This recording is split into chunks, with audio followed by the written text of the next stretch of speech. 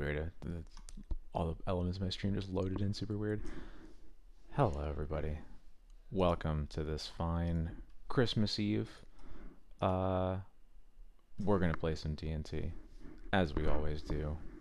Gonna relax a bit. I'm pretty tired. I don't want to get too energetic because this is just gonna be a nice chill stream.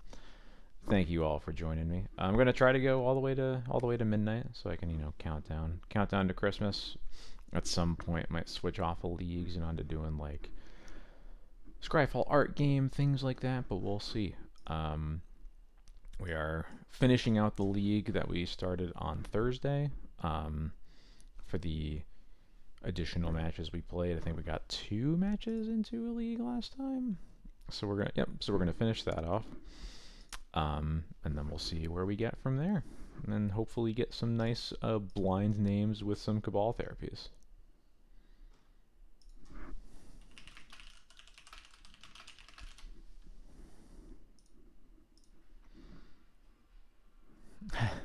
I hope Santa brings you some Thalias too. Although you probably don't need Thalias anymore, really, do you?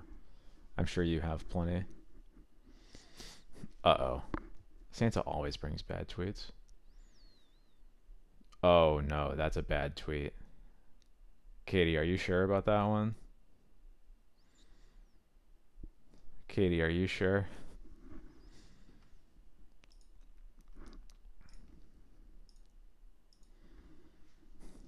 I'm gonna very reluctantly press the like button on this, but that's a bad tweet.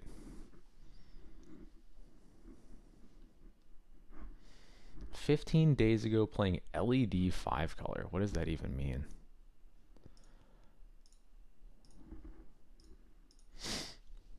Seems fine. Oh, it probably is Dredge. Yeah, that makes sense. Jax, really? I just started.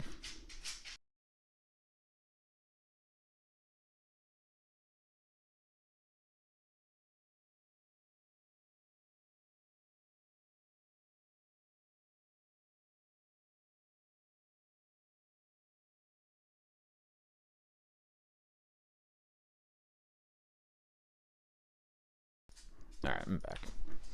Urza Saga. So, not Dredge this time. Soul Guide Lantern. I guess that makes sense in basically any Saga deck. Wasteland? Nice. Got him.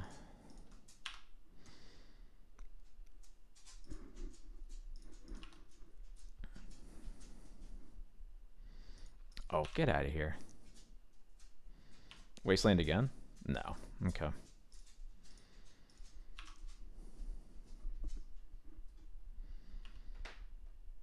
This feels like probably 8 cast then. If they're going like 2 sagas, there's going to follow up an Ancient Tomb. Yeah. Yeah. That's really mean of them. Another Skyclave, huh? This isn't a great Skyclave matchup, not gonna lie. I am going to go ahead and Stoneforge for a Cauldra, and hopefully they don't have Force of Will. Although, given that they haven't played anything yet, I feel like a Force of Will is pretty likely. Okay.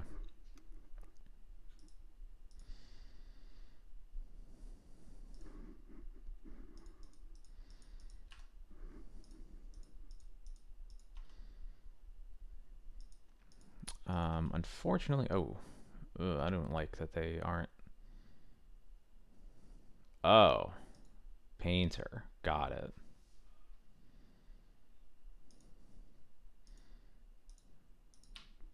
Painter Servant resolves. Gonna play like a Lotus Petal or something to try to grind us out. Oh, the LED. Okay.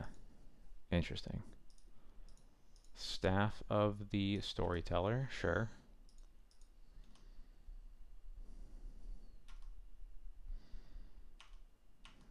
And now are you grinding us? Nope. Alright, we're taking 6. This is going to be a little bit of an annoying dance. Oh no, they're just going to go for it now. Okay, cool.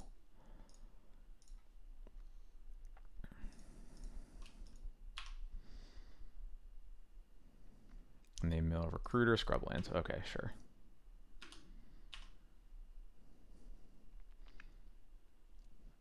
Okay, that's actually pretty nice.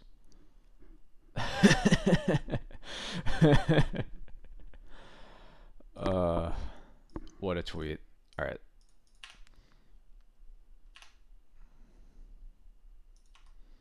Oh, hey, the construct tokens text box got broken.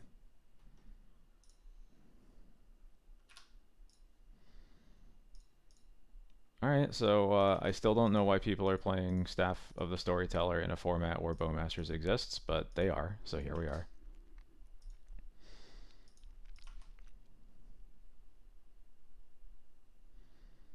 Esper Sentinel, deal. That card doesn't do anything. Okay.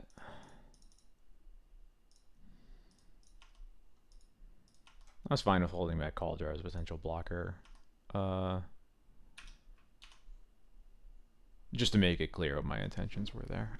Ooh. Another Bowmaster, huh? I think now with this much stuff in my hand, though,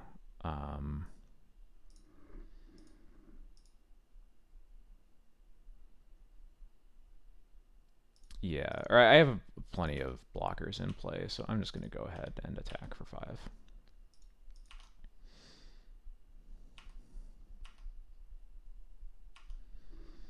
Merry D&T Miss Eve, indeed. Oh, another Esper Sentinel. Okay, sure.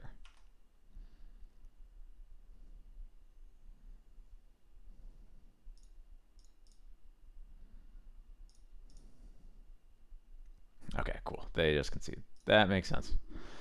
Okay, so white painter. We want Legions to Ashes and Lauren for sure. I don't know what else we want, if like anything. Sometimes I bring in Battle of Bywater just for Urza Saga. I usually do against Red Painter, but they also have Fury in Red Painter, which is a big reason I bring it in. I don't know if I want it just for Urza Saga. But it might be better than these Thalias that we are definitely trying to cut.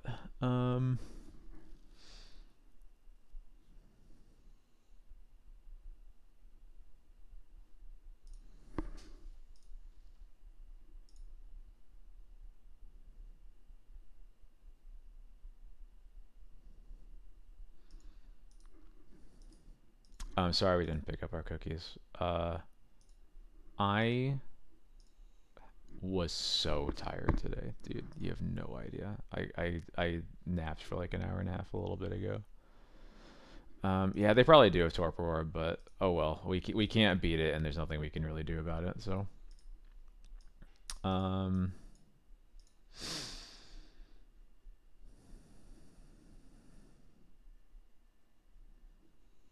I don't really know how to get these other Thalias out of my deck. I could get Therapies, but like their deck is kind of all over the place, and they're gonna mostly play to the board quickly. So I don't actually think this is a very good Therapy matchup. So I think I'll just cut the 2 and live with it. The horny posting has started.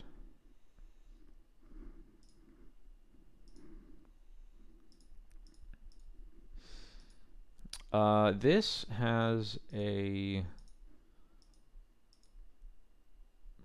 potential to just die, but if we don't, then I like this hand a lot, so we're gonna go for it. Plains Retrofitter Foundry is a really good start. Samwise, okay, that's interesting. I'm gonna guess that they are not a Wastelands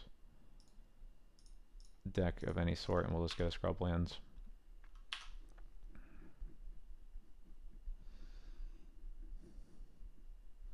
Portable hole. Okay, sure.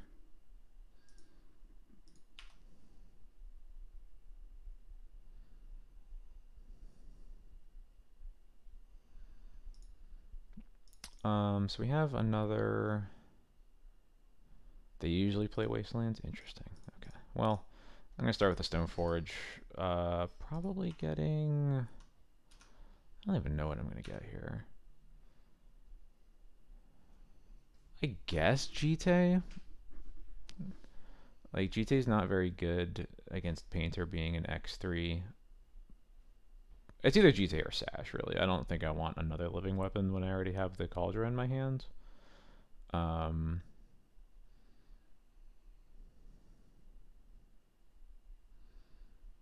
I think I'll go with GTA because I have enough creatures to play out. Um, so I'm not really worried about like not having a threat. Let's get swords. All right, cool. I'm very happy for them to have this kind of like slow controlling hands. That's definitely good for me. The restoration of Iganjo. Interesting.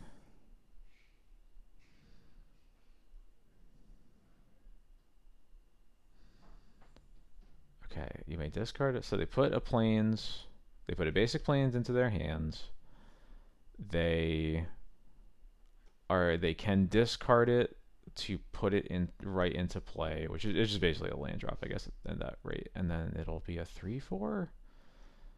I could Skyclave that, but I don't even. I'm not sure that that's better than just Skyclaving one of the 1-drops.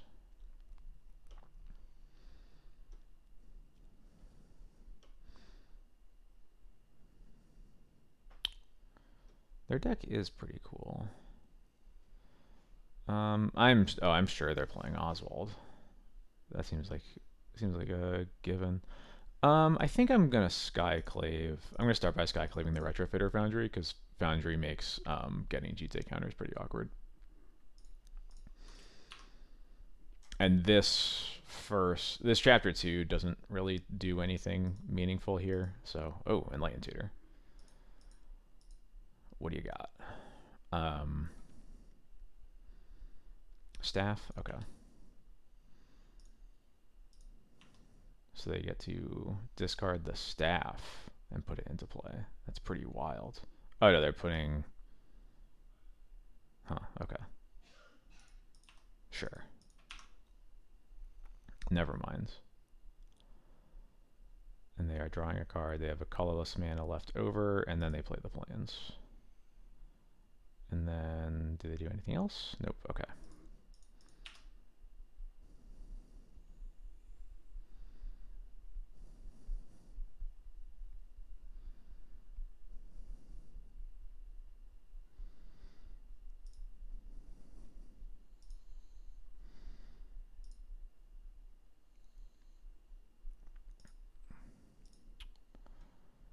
So they have one random card off the top of their deck that was not a colorless mana. It didn't, or I guess it wasn't 2 mana because they have the plains here too.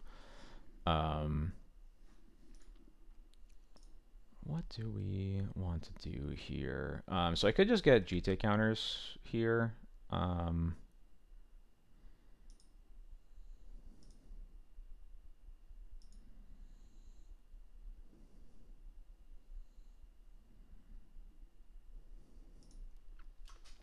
Getting rid of this last fetch for Samwise is like a little concerning, spending all my mana here on the GTA, but I think it's probably one of the better things we could be doing here. Yeah, I think it is.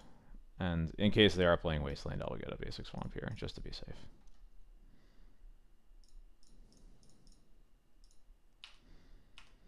Yeah, I'm not necessarily concerned about Lion Sash.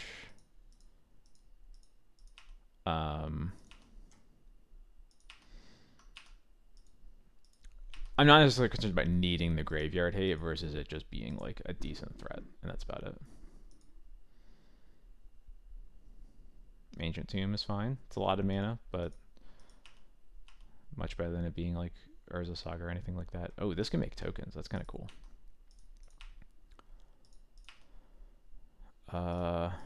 Okay, that's cool.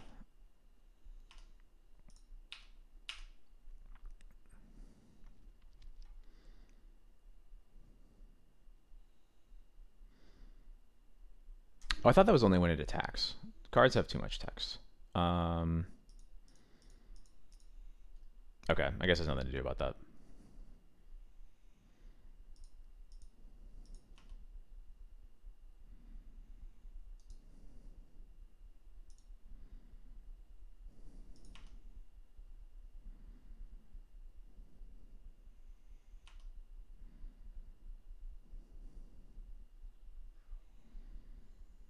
think I'm just going to hold up my mana here. Yeah. Yep, you can draw a card, that's fine.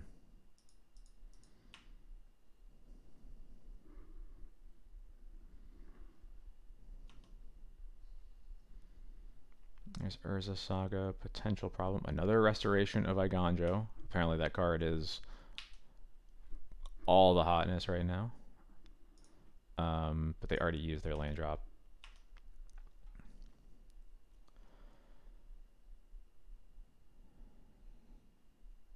It's a bold attack, but I'm taking the damage. Am I casting? So if I just cast Sam as a threat here, that kind of looks good. We can use a GT counter to kill the spirit token. We attack for 4, and then we go back up to 4 counters. They'll be at 10 life. I think that's better than anything else Sam is going to be doing right now. And I can also make my Skyclave legendary in case we want to bounce it. We have the second Skyclave, so I don't think we'll want to, but Recruiter is a really good draw because now we can get a Loran.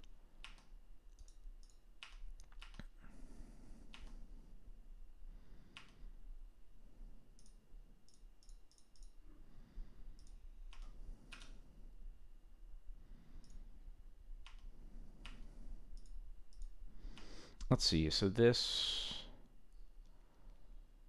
would be a 4/4 construct right now. There's the planes, yep, you got it. 1, 2, no, 3/3 construct. That's like nothing.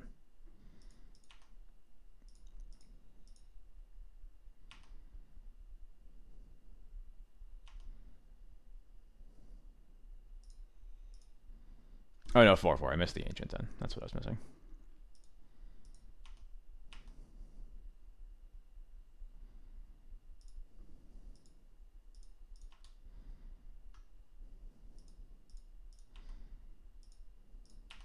So if I just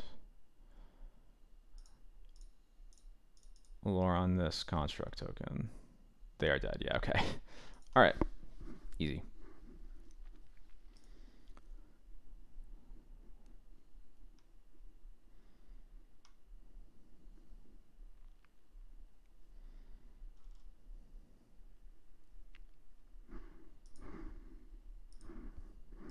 My match tracker is broken, by the way. We are currently 2-1 in a league. It just like forgot that we have already played 2 matches from Thursday. Interesting, interesting.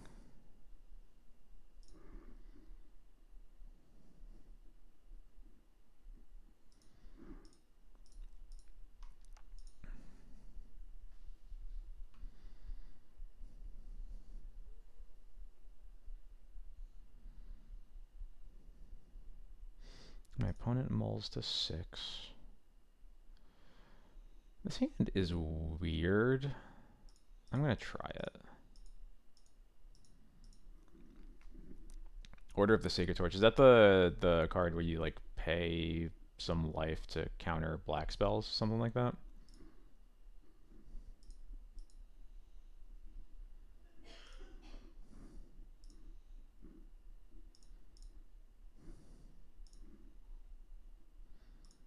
Nice, I remembered right. Alright, my opponent mulled to 5. Hopefully it doesn't mean we're just dead. Misty Rainforest.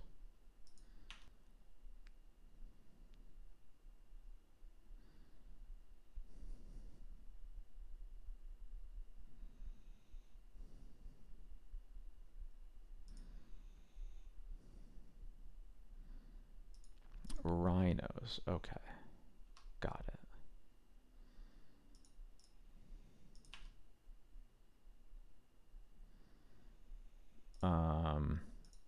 So I'll just cast this Vial, and I will definitely be wasting that drop next turn. But I want to get this Vial in play since they've suspended one, which makes me feel like it's not likely that they're going to be cascading into one like this turn, they would have to have a pretty specific set of cards, but white and black Elemental Blast would be pretty cool, honestly.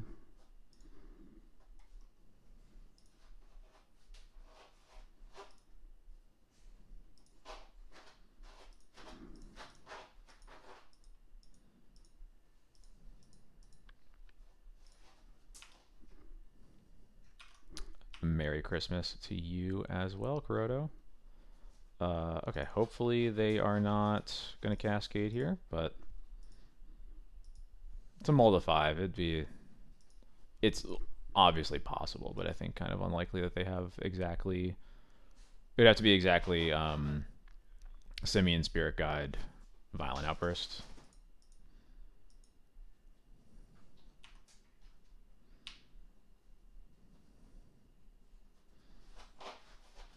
Is this a petty theft on my vial? Okay, sure.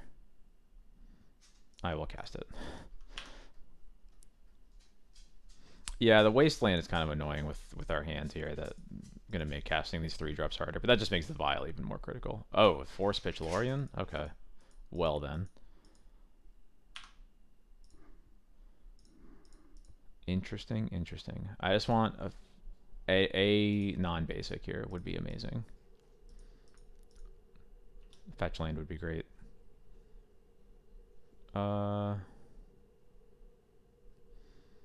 am going to cast it, and I have to make them get through some of my lands, so.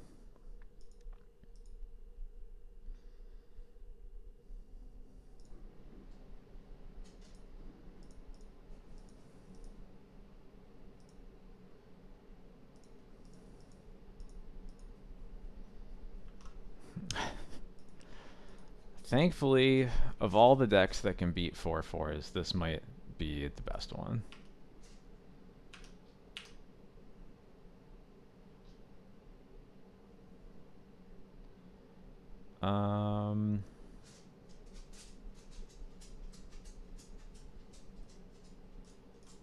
Yeah, let's do that and pass.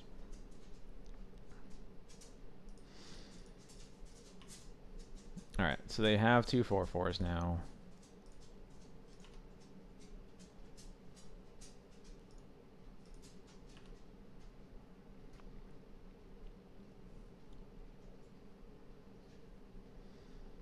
They sometimes do, not always. Not always main decking Minsk.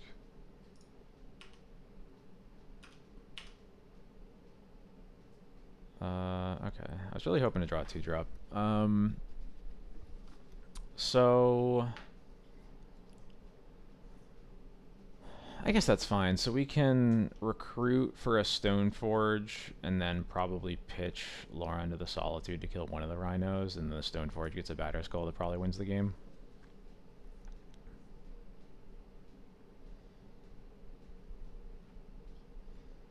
And then the Skyclave is probably blank, but basically the Skyclave and both the Skyclave and the Loran are bad, but that's, you know, we can live with that.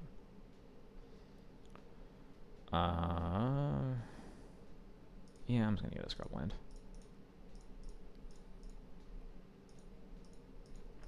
Just please don't have another Force of Will. That would be really mean. Alright, cool. Get the Stoneforge. Do this. Get one of the rhinos. This just buys us a ton of time, so.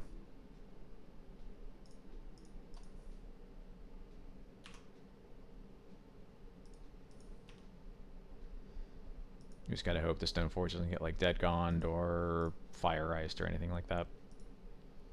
If it does, we still have options, but it won't be as free, I guess.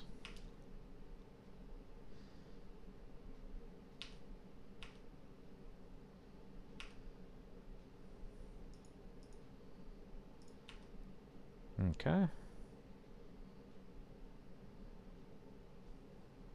Basic Forest. Suspending another Footfalls then? Lorien revealed. Islands. Okay, cool. So that means this batter skull is at least the batter skull is at least getting into play, and hopefully we are blocking with the germ.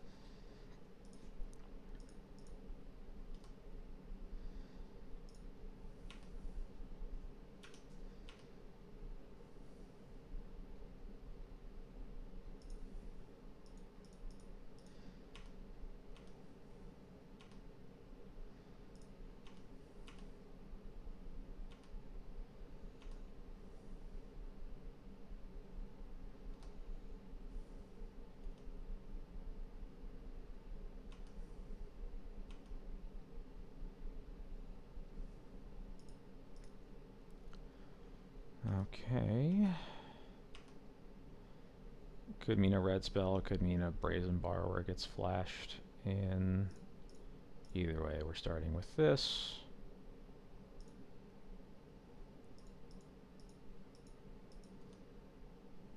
I mean, it might have been worth it actually to just waste them here and force them to cast. Yeah, I should have wasted actually before going to combat here.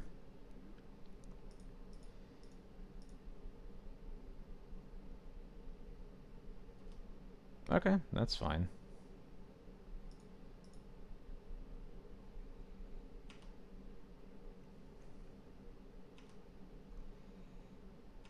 Still gaining 3. Yeah. I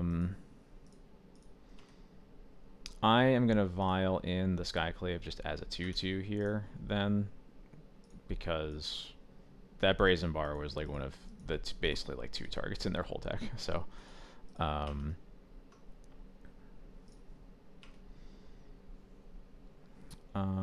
yeah, I'm taking up because I'm going up to Yorion here. If I draw, okay, I was gonna say if I draw a 3-drop, it'll be annoying, but the best play here. So it's definitely tempting to just equip the Batter Skull onto something. Probably the Skyclave, because it's going to be the least valuable thing to be in play for this Yorion. But I think that's probably worse than just swordsing a Rhino token, wasting Volcanic Islands. Put Yorion in our hand, and then we're just going to get the Batter Skull into play with the Vial. Yeah, I think that's right.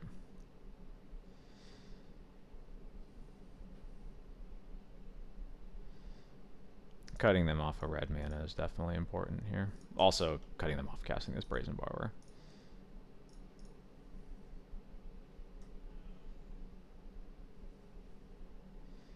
Oh yeah, I should just get a Scrublands because they have already shown us Wasteland, so we want to make sure we still have a black source in play if they draw one.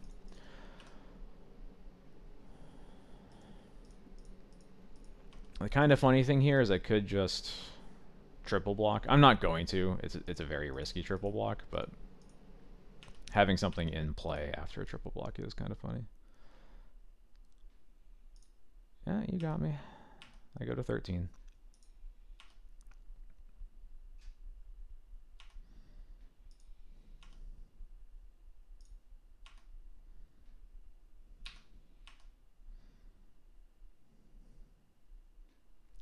Okay. Yeah. You're dead. You're a dead friend. I'm sorry.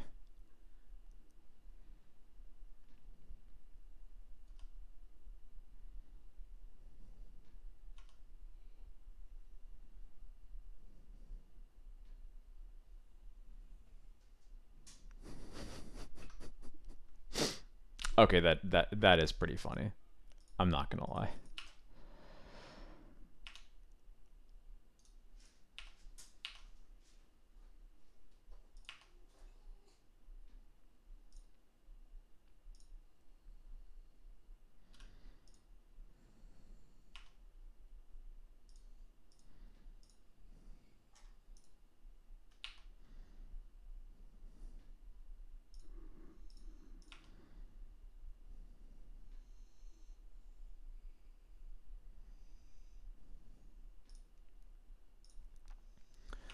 I'm gonna recruit a Solitude Stoneforge for Cauldra, and this game is over.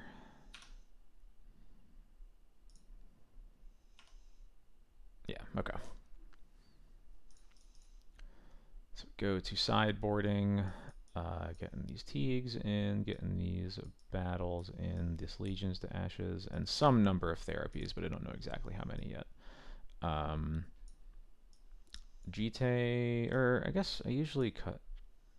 What do I usually cut first? So we go down to one Skyclave, cut the rest, cut the Lauron. I cut some equipment, but I'm trying to remember which it usually is.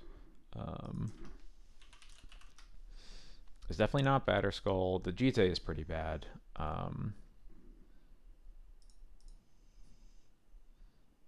It probably, I think I keep the Sash because it could be a blocker. I keep Cauldra for similar reasons, if I remember right. Trying to get my sideboard guide up so I can check my math while I'm kind of tired today.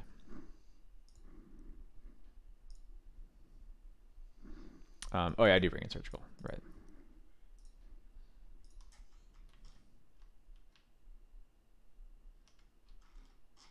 Let's see. Where is Rhinos on this? There we go. Yeah, cut all the Bowmasters. That makes sense.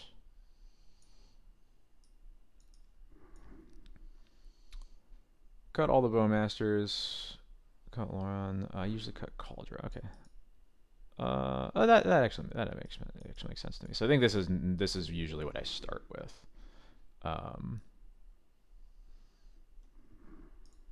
And then I could bring in some number of therapies over anything here, although I'm not sure if there's anything that I really am looking to cut for therapies.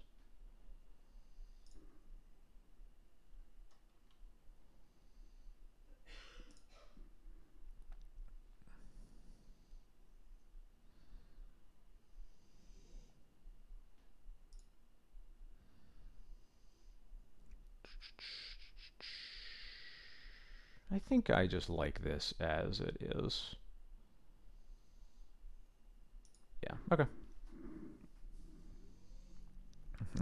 I'm not sure if I'm disagreeing with my past self or if I'm just tired, so I'm just going with the numbers I have written down. So yeah, I definitely bring in surgical because the first round, beating the first is easy. The second can be hard, and if you guarantee, wait, why did I bring in Teagues? I think I just like accidentally scrolled him over, and that was a mistake. Did I mention I'm tired? This hand isn't actually that bad though. Stoneforge is good. We have the surgical to only have to deal with one set of rhinos, and the solitude deals with the first half of it. And we have a card to pitch to it. So I think this hand is fine. It's a little weak to wastelands, annoyingly, but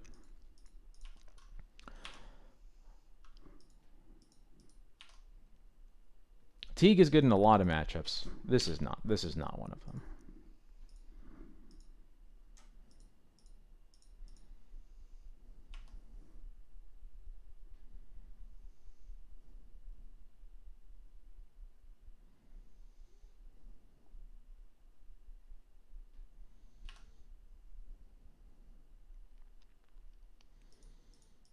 Yeah, it's mostly like forces, which is like fine but not great.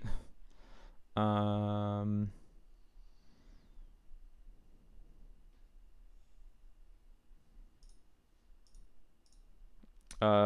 Minsk and Boot potentially also. I think that's about it. Um, yeah, I'll get a swamp here.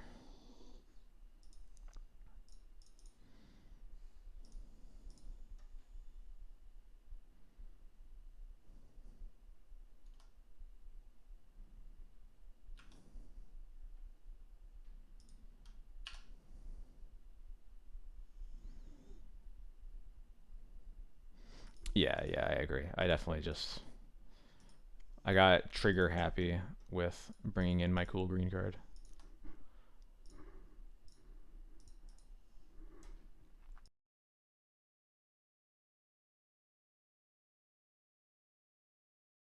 My sneeze got stuck. All right, let's see what gets revealed. Brotherhood's End is good to know about. Otherwise, it looks like all normal Rhinos cards. Yep.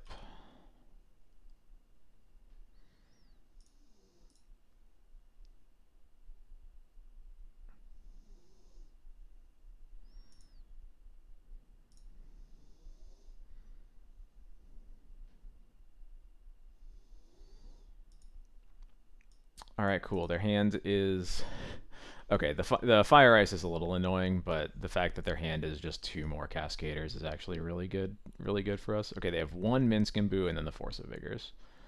And the Force of Wills for cards that Teague is good against. But yeah, this Teague was really good. So they get to cast. They are going to kill our Stoneforge, and then after that, just cast a 2/2, and then we'll play another Stoneforge. Cool. Love to see it. Okay, I'm getting rid of all this. No Fury, also. Yeah, there we go. Yeah, I want the Recruiter to just get a Wisp.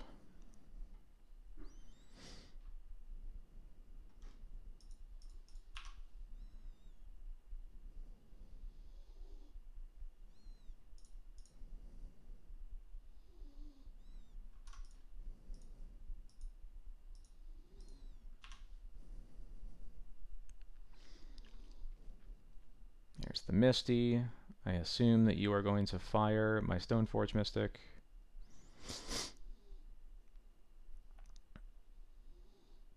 Yep, you got it.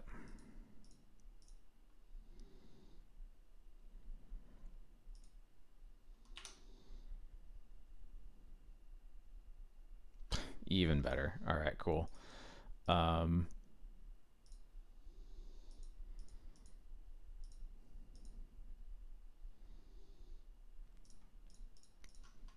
You'll love to see it.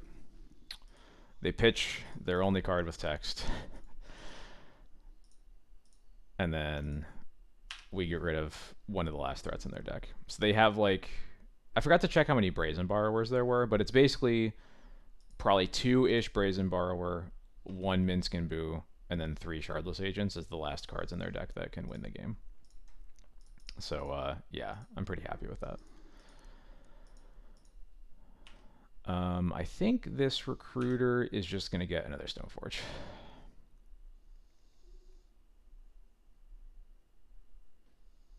Yeah. Yeah, we have Caracas for the potential Minsk and Boo, though they do have Wastelands, so who knows how long it'll last, but it doesn't really need to. We're going to be okay.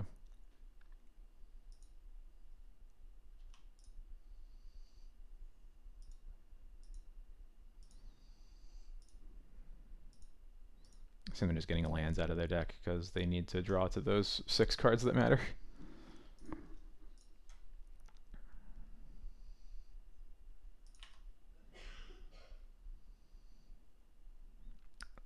I was going to say lands isn't bad here because it means that we just get to put Yoran in our hand after this. After casting the Stoneforge. I think this one is going to get...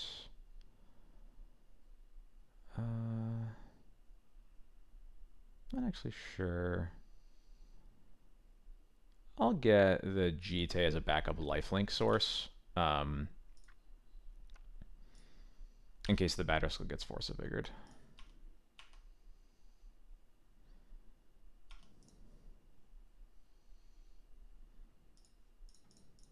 Or, you know, lifelink.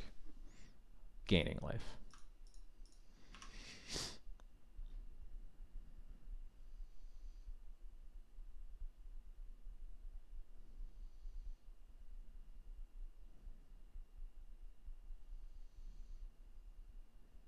Is this... as the Lorien revealed? Yeah, sure.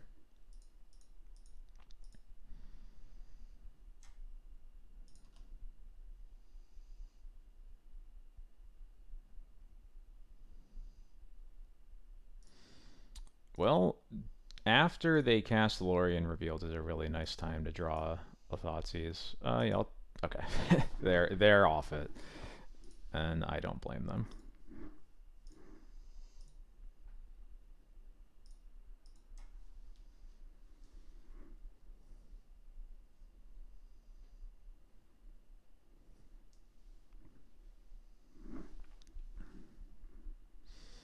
That may have been the best surgical I've ever cast against rhinos.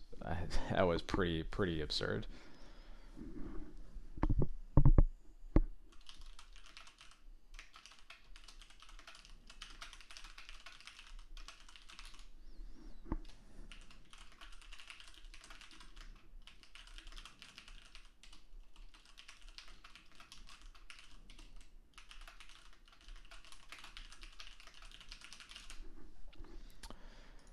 All right.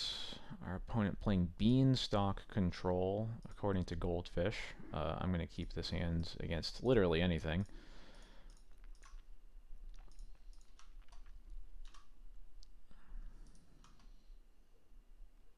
That sure looks like Beanstalk Control. Mm-hmm.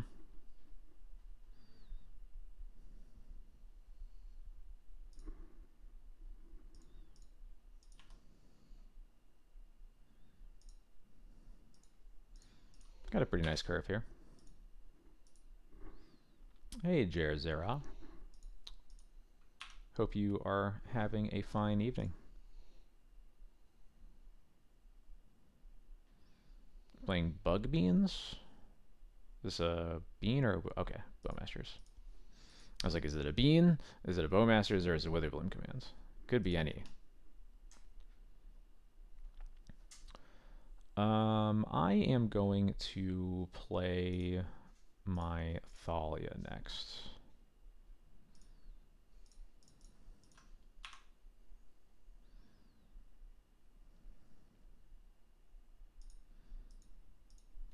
Maybe worse than just putting a Bowmasters into play. I'm not sure, but...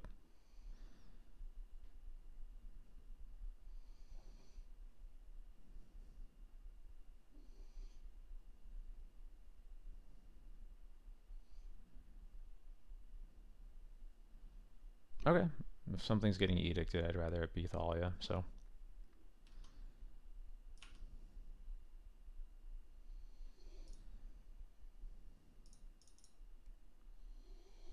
I'm just going to get this into play now.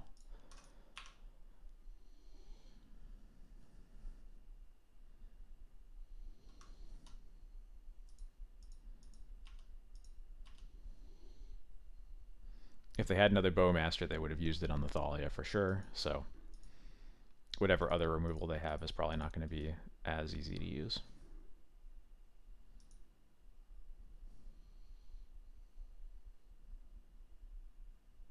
Is this a... This is a...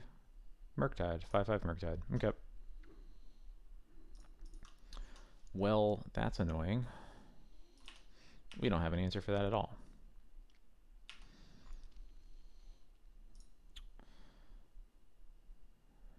Yeah, I'm going to get a land out of my deck here. It doesn't change the clock.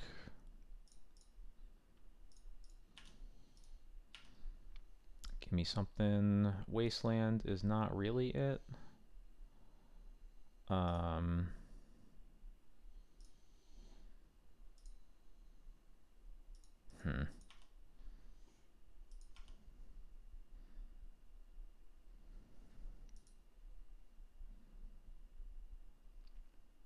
If I put Yorn in my hands, yeah, I think I have to put Yorn in my hand, because I think the plan here...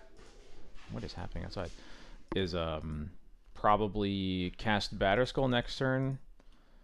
And when Batterskull gets countered because I'm sad, because I just feel like it's kind of likely, then I'll play the Yorion. And that'll at least just buy me the most time. Although that Wasteland is a little gross.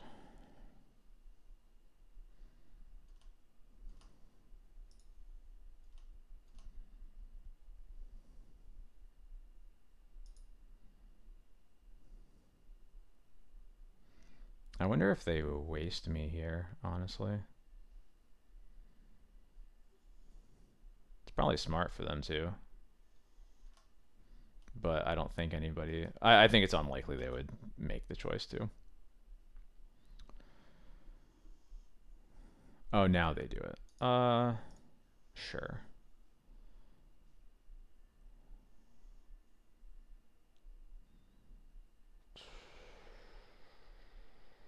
What am I getting rid of? I guess go for black because it's the color they have the least of. Maybe go for the maybe I'm supposed to go for the underground sea first, but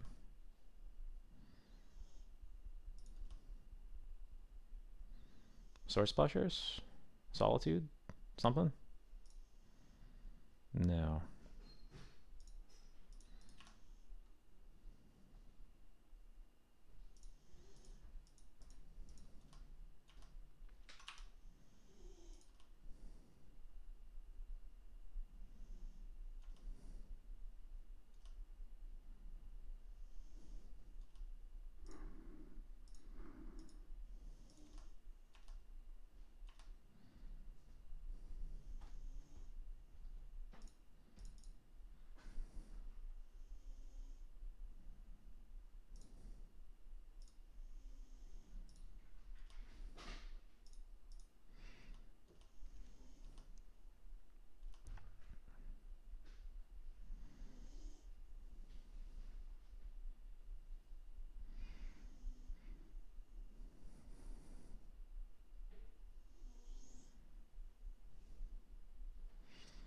Alright, Swords, Solitude, Recruiter, Flicker Wisp would be good.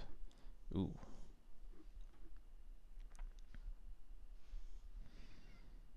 So I have like 16-ish, 15, 16-ish good draws. GTA would be fine too, actually. Just to at least, again, just to gain some ground, gain some life.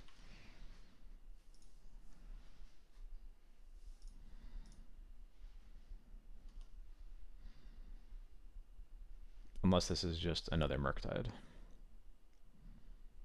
I think this is another Murktide. Yep, it is. Okay, sure. Now I need...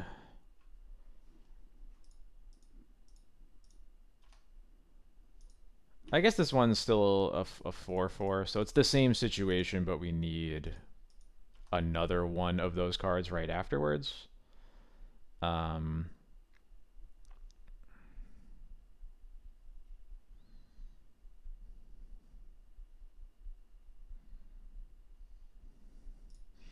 And this cuts off casting Batter Skull this turn. Although I guess that was only a line if we drew a non-fetch lands right there. So I think we attack with the 4/4 Orc Army, and then we just have to cast Yorion and chump the 6/6 Murktide.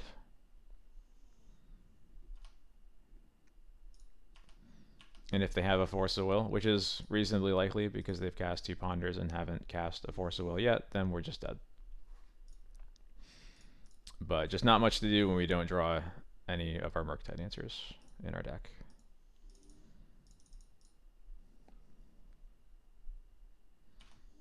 Okay. And we can safely blink these cards because they don't have any mana up for Sheoldred's Edict. And now they...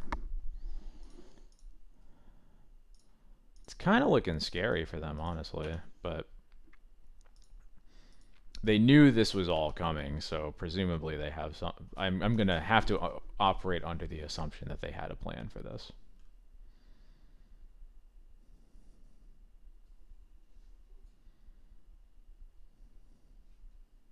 That's 4 mana on Murderous Cut. There we go. That was their plan.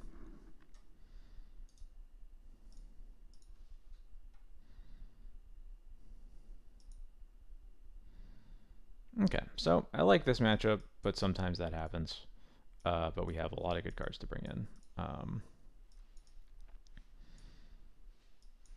So these are all the cards I think about. These are the cards I definitely bring in. I think about all of these. Jite is not good here. I don't really like Thalia against them. Those are the easy cuts for these cards. And then after that, what do I start thinking about? I guess I wonder if that's just where we're supposed to land against these kinds of decks. Do we really need therapies? I don't remember what we did the last time we played against Bug Beans, because I think we brought in some therapies, but I don't remember what we cut for them.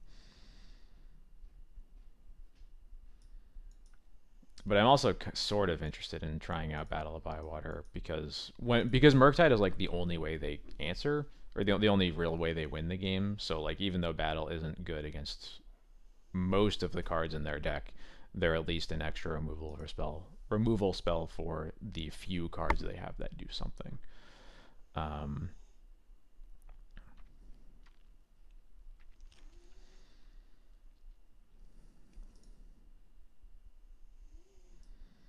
I could see cutting a Wisp because it's Wisp in this matchup generally is kind of whatever. If we're looking at it as a way to deal with Murktide, then Battle of Bywater is clearly better at that.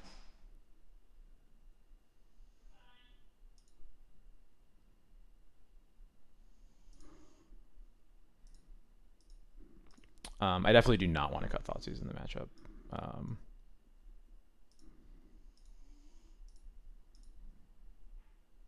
Maybe I'll just do this. I'll just do this and we'll run with that.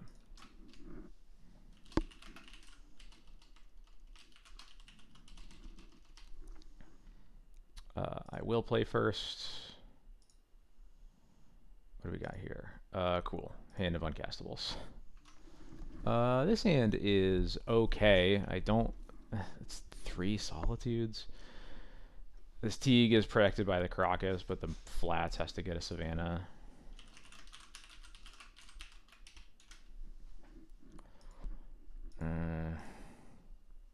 My opponent's also mulling to 6, so I have some option. I have some room to think about this one at least.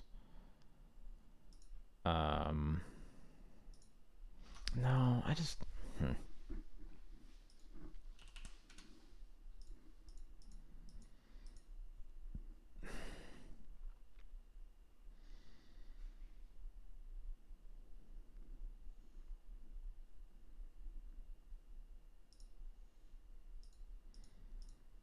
This hand is so awkward.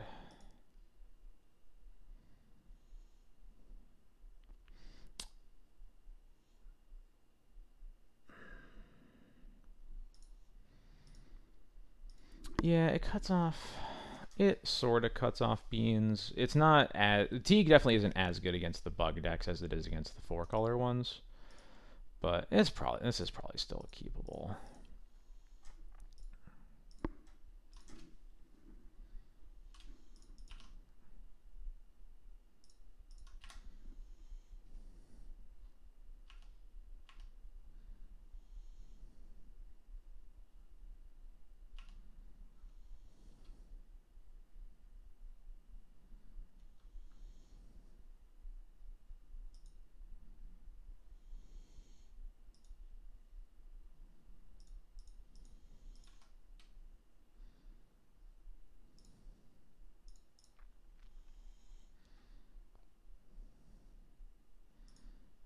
Alright, please be good. Just be good.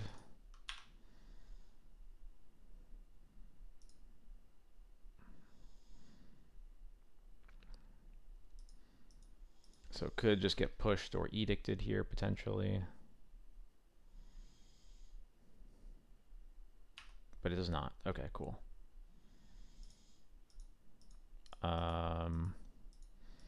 I annoyingly can't really cast this or attack into this Bowmaster mana.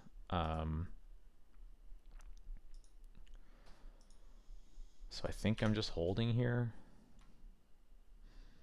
I don't really want to spew a swords like this Wasteland or the swords to do anything like that. So I'm just gonna keep this Teague in play as long as I can.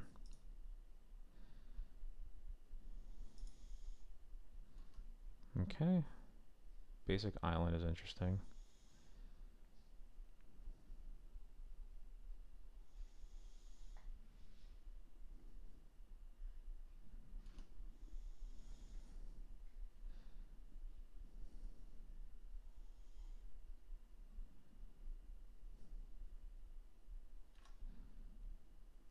Okay, no fetch.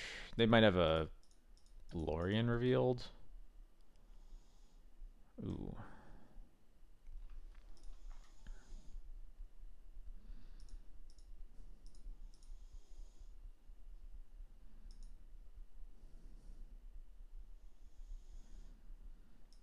Although I'm kind of wondering if this is a sign of weakness.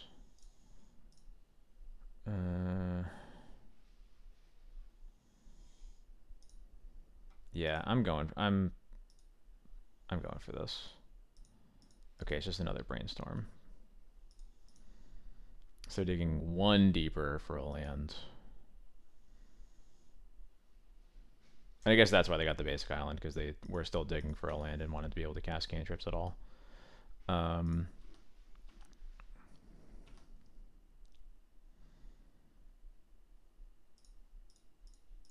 Well, let's get a Cauldron.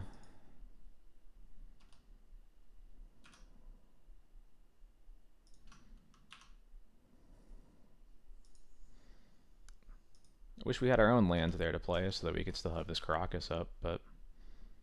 Okay, they did find a land, but they still are brainstorm locked, so...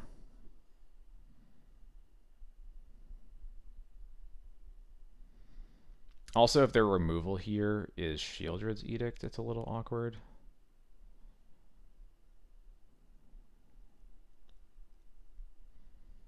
Because they kind of have to save it for the Cauldron.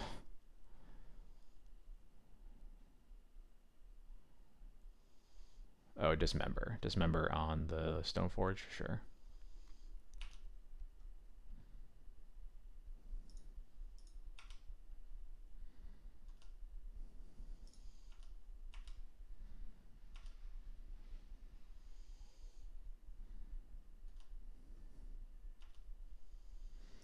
Still just chilling. Don't love these living weapons in my hands, but that's how it goes sometimes. That's actually a pretty nice draw.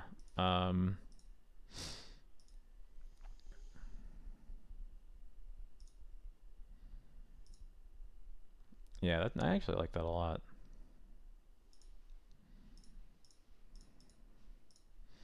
I'm back to not attacking into this mana, I think, because I really don't want Bowmasters to be able to trade with Gaddock Teague.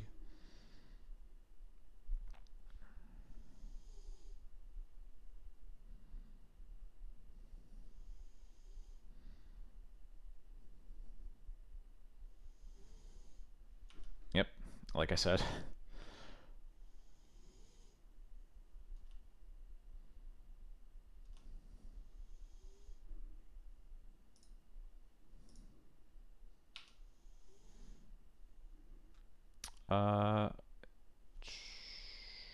Sure.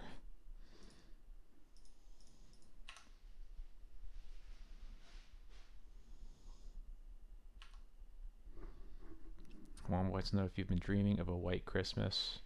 And she waggled her eyebrows at me and said, "Get it?" I do get it. I wonder if they did that because they realized that that. I guess I don't. I guess I don't really understand that timing. Yeah, I don't know.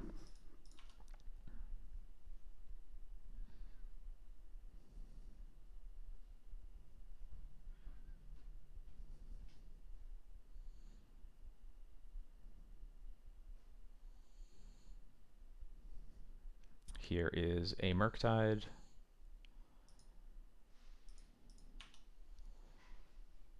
I think I'm just gonna, yeah, I'm just gonna untap here.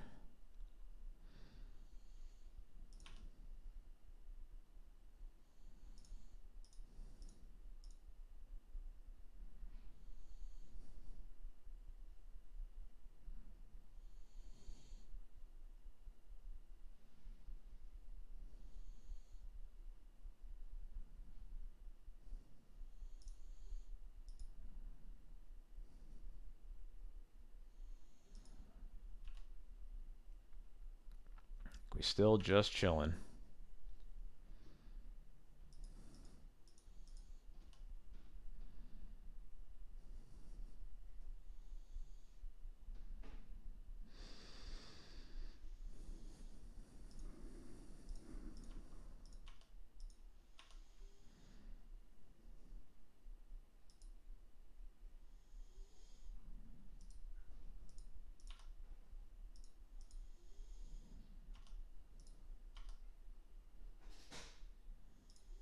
Now that is a really nice draw.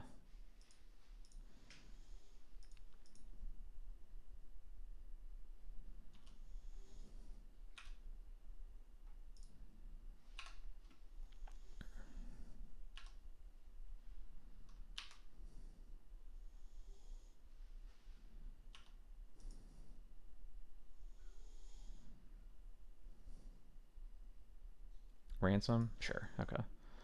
What do you got?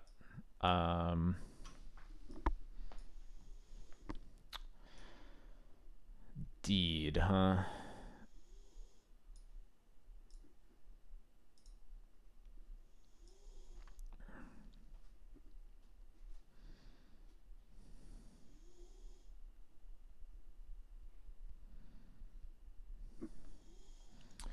Interesting.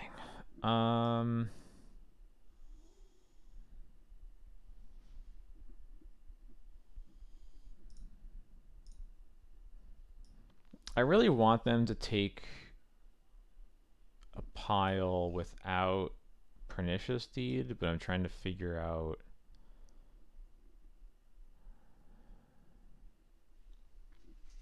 I guess it is worth noting that we can definitely beat them playing this Pernicious Deed. It just gets a little more complicated.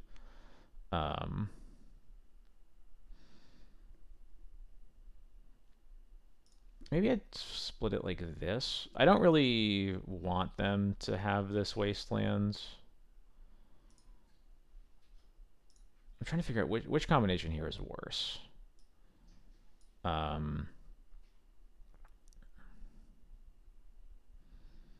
Swords Ransom is a very cool card. So the Deed is very beatable because we're going to put a Cauldron into play next turn.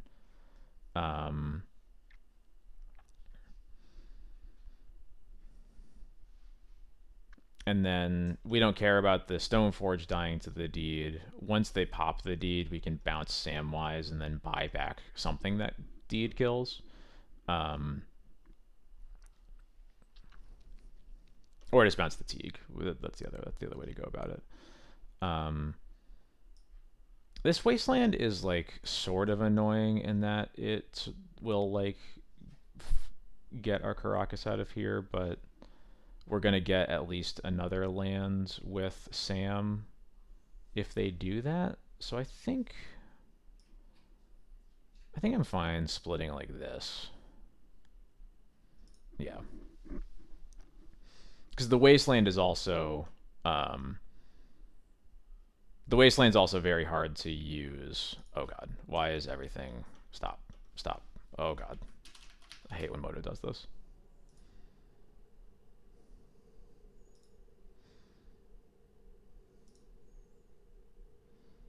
Okay, I don't want to do just Pernicious Deed on its own.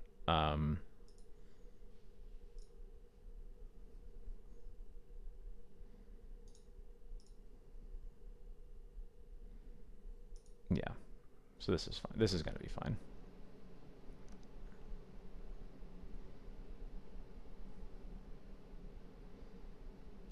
And then Bowmaster on the Samwise.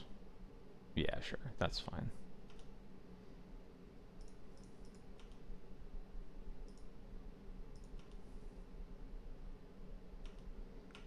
So I didn't even get to Deed this turn.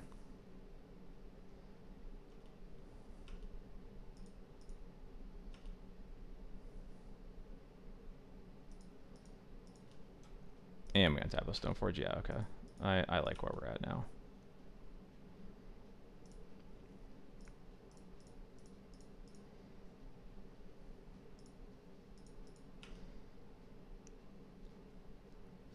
So now this Cauldron erases them very handily.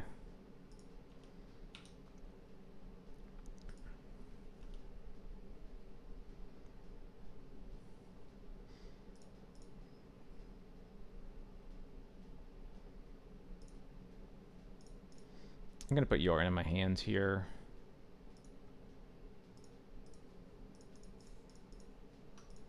And then we just get to F6. Hopefully the Teague lives. This is the first time we haven't had Caracas in a while, so there's a chance that they'll just push it or whatever. But they're kind of stuck on mana here, which is which is part of the reason I gave the Wasteland with the Deed, is that it's definitely a pretty big cost for them to use the Wasteland on this board. Edict on non-token, yeah, or on token creature, sure. Another Wasteland, that's annoying. All right, Jax, hold on.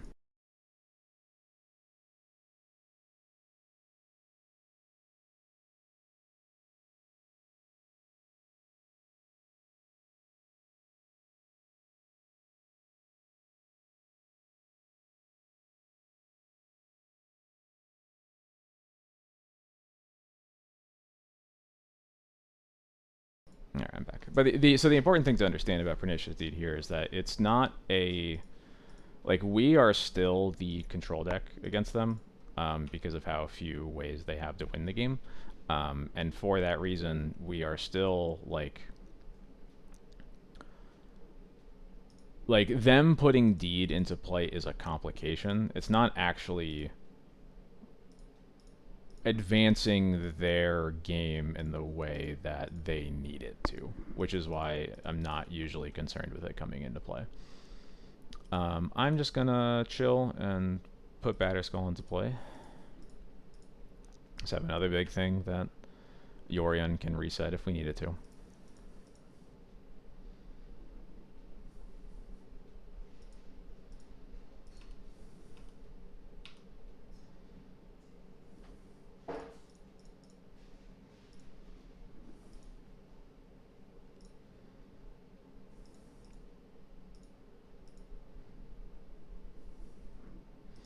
They did not know about this Batterskull because we've had it for, I think it was in our opener. So we've had it for forever and just didn't have the chance to put it in yet.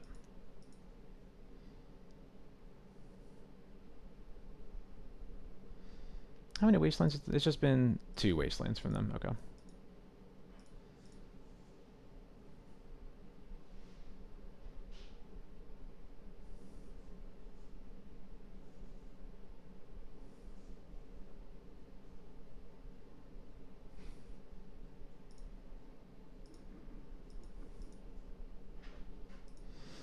Notably, since our 1 Savannah is wasted, we're not going to be able to get Gaddock Teeg back into play until... Oh, right, it's a Ring Bearer, so I can't block it anyway. I forgot about that. We won't be able to get Teeg back into play unless we draw an Aether Vial. If it like, gets killed or we draw a second one or anything like that.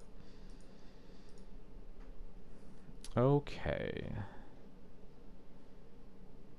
Another Murktide here. So it's the second Murktide so far.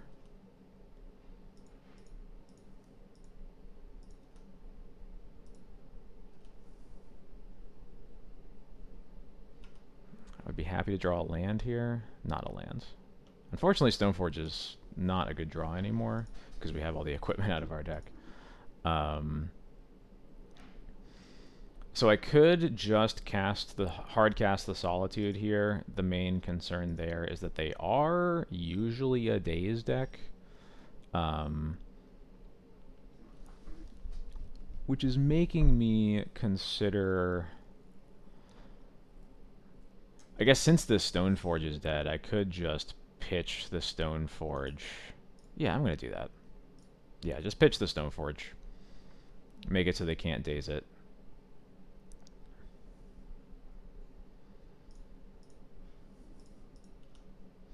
I mean, they've been through almost half their deck. I think having Daze makes a lot of sense, honestly.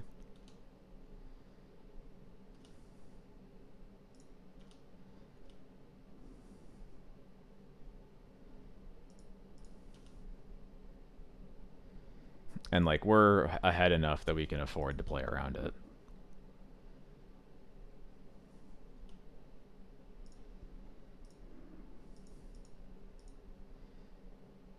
Dismember on the Stoneforge. Interesting. What does that mean?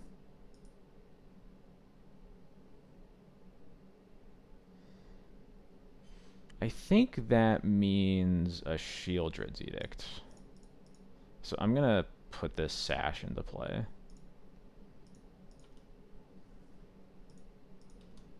I think they're trying to get the last non-token creature out of there to Edict the Teeg and then unlock some things.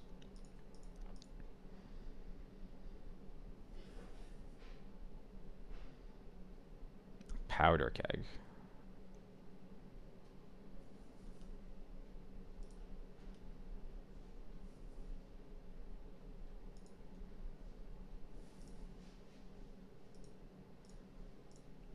Down to just a black mana, so I can eat their graveyard without worrying about it. Let's get Sash nice and big. I still want to draw lands here, I think, so I'm going to keep that untapped. Okay.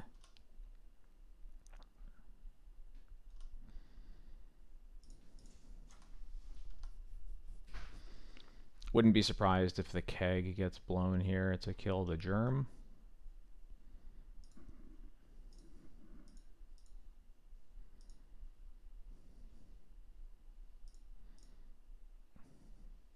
And that's, if they're doing that, that's basically a free block.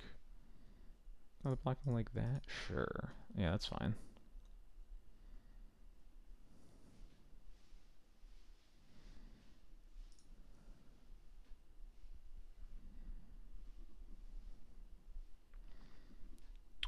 Yeah, I'm gonna play Mom. Another annoyance with these powder kegs. It seems like there might be going up to 2 on the powder keg.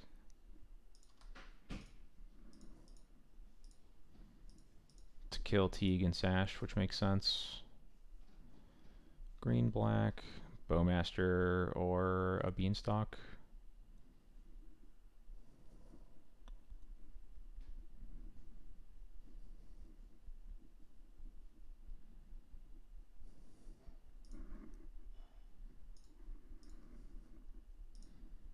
Witherbloom commands, okay, and they're milling themselves. They hit 3 gas spells, so that's fine. Oh, I was supposed to eat the wasteland there. That was silly.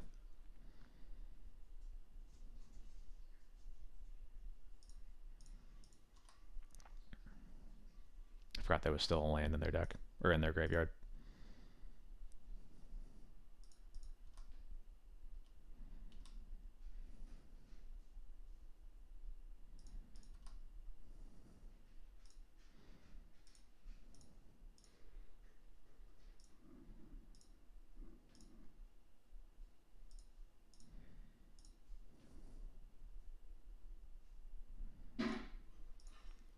And here, I'm gonna fetch because this might actually just kill them.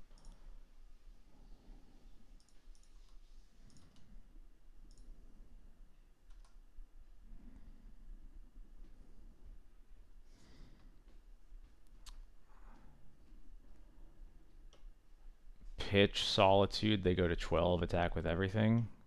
1 blue mana out of their deck doesn't do anything, and the powder keg doesn't kill anything either. And they can't force because Teague is still in play. So I'm pretty sure they're just dead here.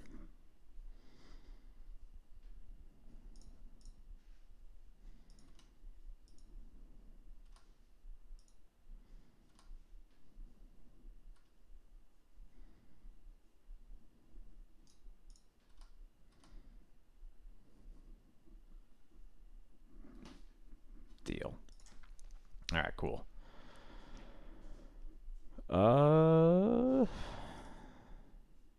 Yeah. Oh, yeah, resubmit. I was like, oh, I gotta take Teague out, but no, I'm thinking back to when we accidentally boarded in against Rhinos.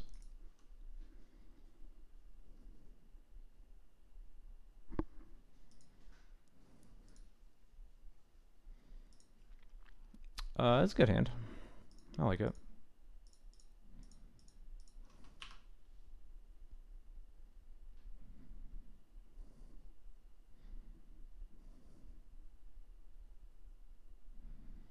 Underground Sea Ponder. Original, aren't we?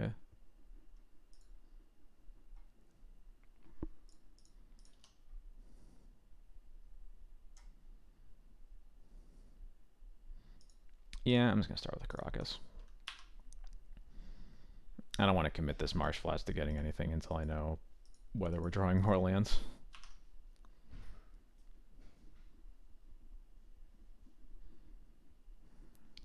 Bean, Witherbloom commands. Please don't be Witherbloom commands. I'm tired of my opponents always drawing it.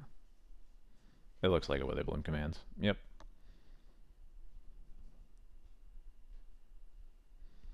They milled a Murktide though. Again, it just matters a lot that so many of their cards don't. It's just like so few of their cards actually win the game. So, yeah, I'm getting a Plains with this because this is likely going to get a Swamp, and I think I'm just casting double Mom here, so that one of them is likely to live through Bowmasters. It's worse against Pernicious Deed, I guess, but I'll live with that mistake. I'll live with that risk, I guess. Because Mom is just going to be dead a lot of the time unless I... against the Bowmaster deck, unless I can really pressure their Bowmasters, which I don't feel like I'm going to be able to do. So they Fatal Push one. Are they Bowmastering the other? Yeah, Jax, that makes sense.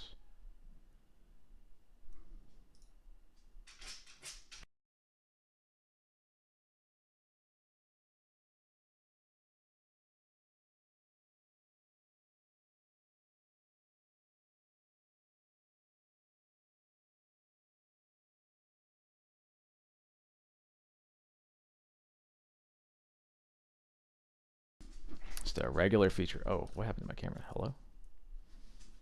Got rotated a bit. There we go. That's all better. The other got dismembered. Okay, so no Bowmasters to be concerned with.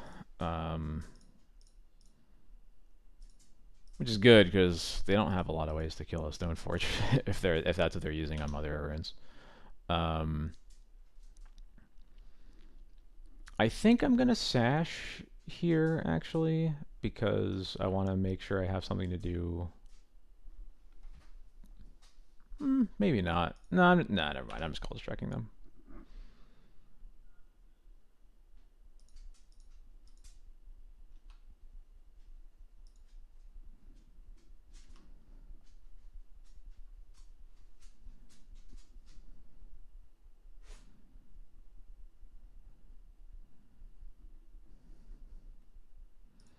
Yeah, Murktide makes sense.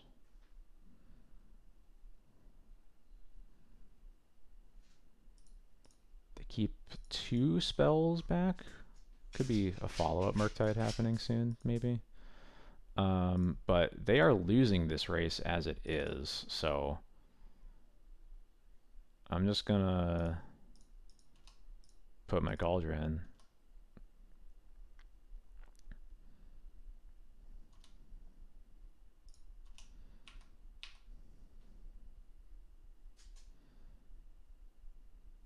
Another Dismember. That's fine. They keep just have removal spells over over counter spells. That's certainly fine by me. Yeah, it is cold. I live in Delaware, so it is.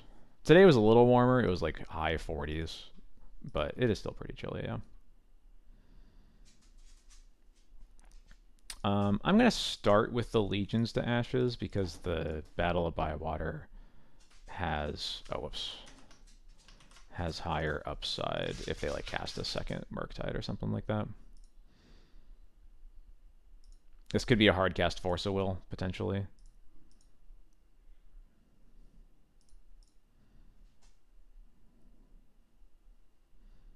Alright, Jax, 1 second.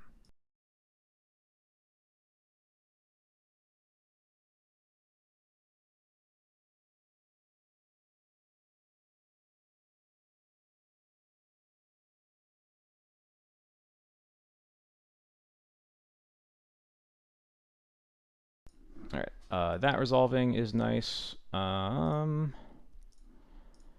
Attacking with Stoneforge is bad into Bowmasters. But that's probably fine, because they haven't had one like the whole game so far. So they would have had to like just draw on it or something like that.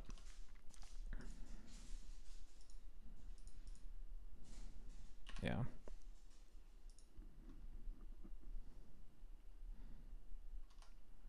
Opponent might be flooding a bit.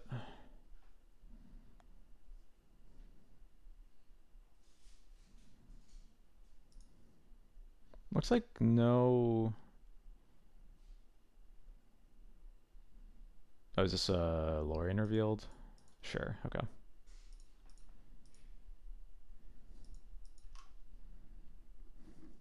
Okay, yeah, Maryland is pretty close.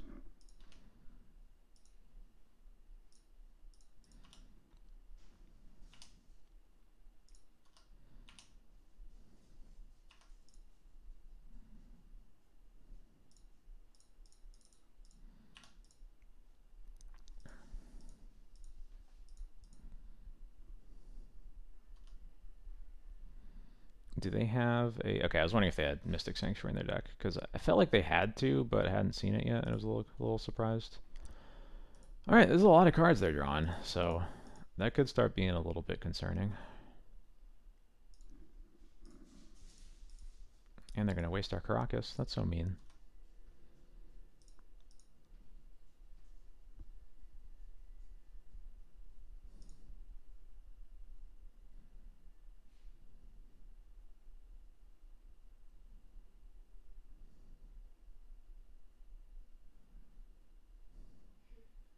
Alright. Okay, Murktide.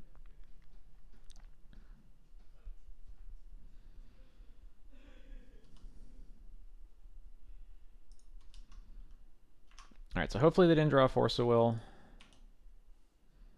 Or we just draw another... Yeah, another removal spell also works. Cool. We'll start with the Battle of Bywater. Perfect. They are a lot more likely to have a Bowmasters, so now I'm just going to make sure the Bowmaster damage can't ever matter by not attacking. So they have one Murktide left in their deck, and I have the swords for it, so...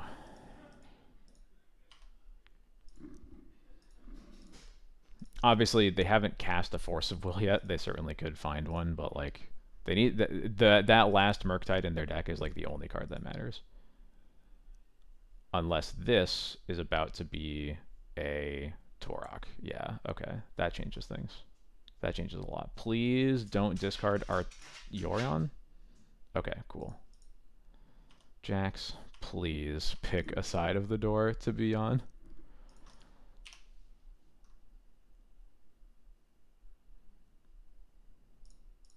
No, he wants to come back in. I already let him out.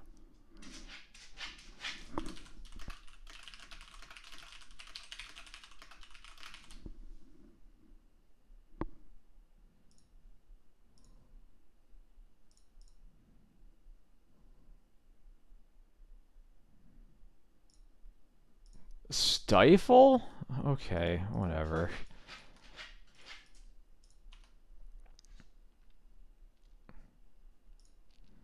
Interesting.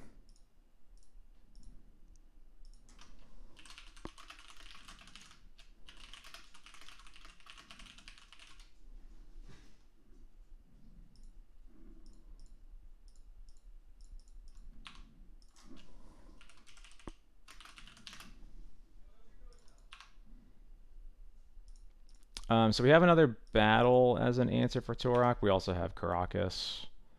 Oh my god, stop drawing Wastelands. Alright, this was rough. This Torok is super beatable. They just cast it at like the worst time for me to be dealing with it right now.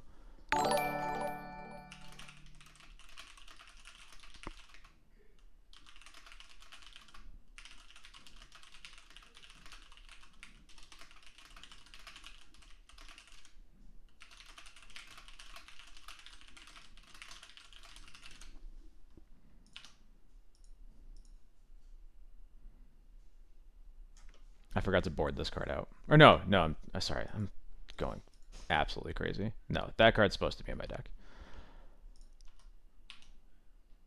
But yeah, they wastelanded me a little too much this game.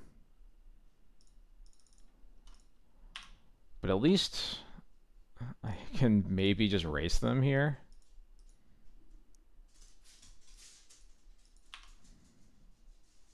They still haven't cast a single Bowmaster, though.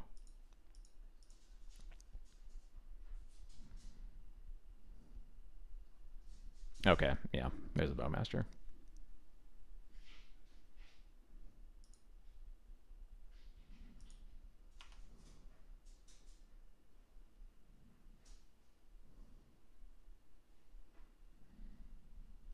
Yeah, tough to beat them casting Lorien Revealed 3 times, I guess. Or twice? No, it's just twice. Still a lot of cards, though, and our draws were a little awkward.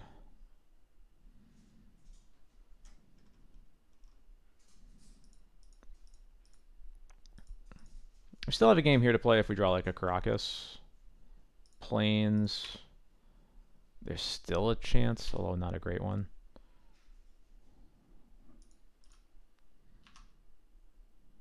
Yeah, that Stifle destroyed us. I don't know why these decks play Stifle, though. The deck is good. This deck is really is pretty popular right now, and I think it's good. I think it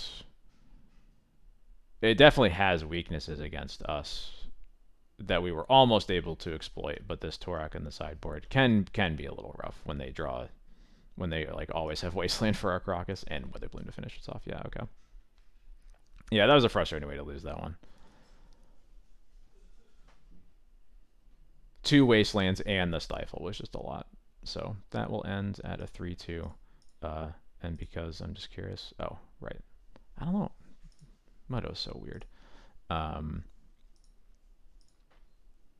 am going to hop into another league, and we'll see how many matches we get into it before I decide to switch over to some Scryfall art game to finish off the night while we count down to Christmas.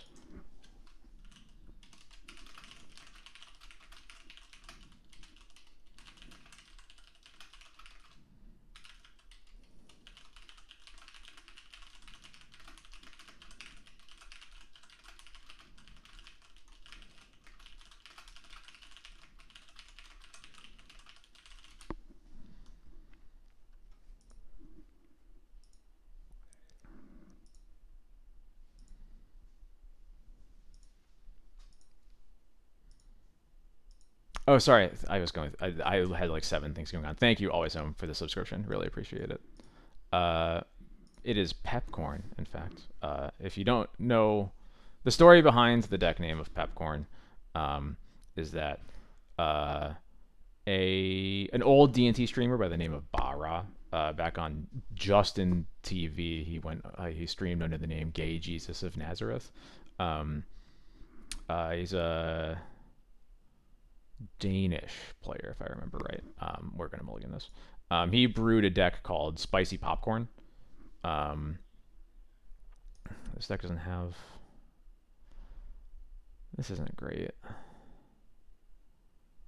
I'm gonna try it. I'm just gonna put back the Crocus. He brewed a deck called Spicy Popcorn that was it was very creature centric deck, sort of similar to D&T, although not quite. This was back in like 2016, 2017 ish. That had four Cabal therapies in it. And I don't feel like my deck is close enough to the original to call it, the new Spicy Popcorn or whatever. But Pepcorn is a sort of Spicy Popcorn if you understand the reference. If you don't understand the reference, I can provide you a link. It's a fun video. Yeah, we're getting reanimated. All right, cool.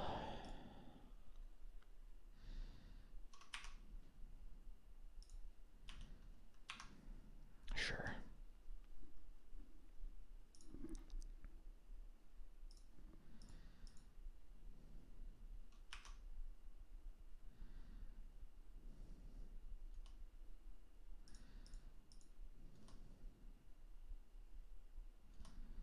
Okay, you drew all your Lotus Petals. Got it.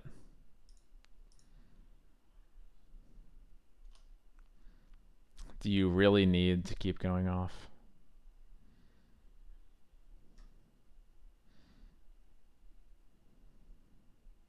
Okay, I was just waiting for them to cast the discard Cabal, basically. All right, go to the sideboard. Boarding in most of our cards. It's basically everything other than these 3. We're boarding in all of these.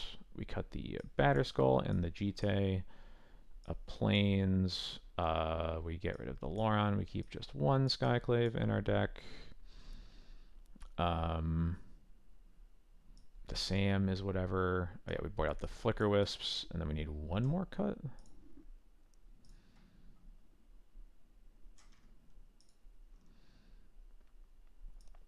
And I think I usually board out a Mom. Mom basically only matters for protecting the Lion Sash for the most part.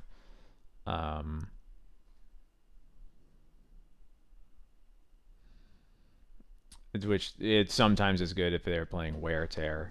But sometimes they're playing Serenity and it doesn't matter. But I think I will keep Mom. The nice thing about Mom in a Cabal Therapy list is it's a very cheap way to get flashback therapies also. So she gets a little more value from that.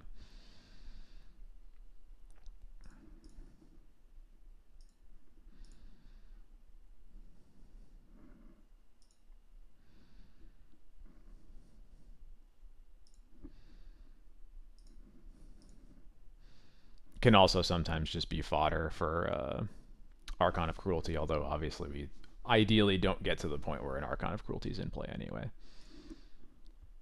I would love to play first. What do we got? No, I don't want hands like this.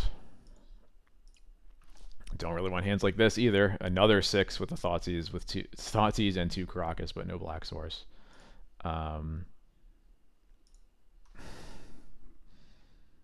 I guess we keep this. This one's really annoying. I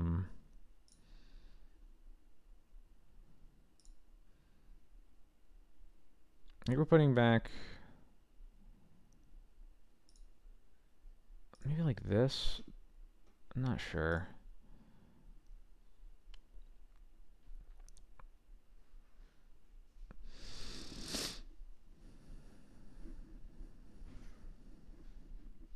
Our opponent kept 7, so we might just be dead anyway, but I'll try this.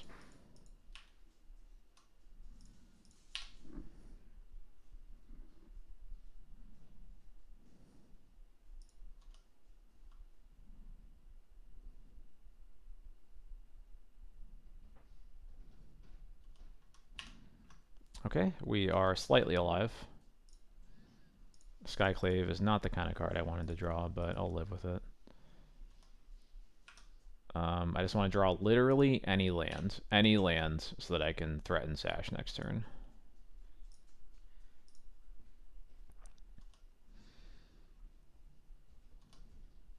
Okay, I expected an Entomb there, but apparently not.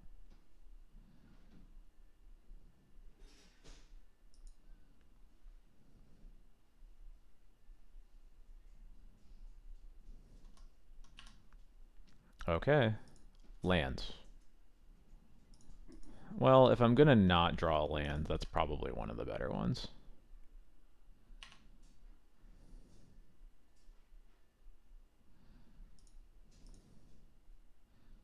I'm really confused at why my opponent isn't doing anything, though.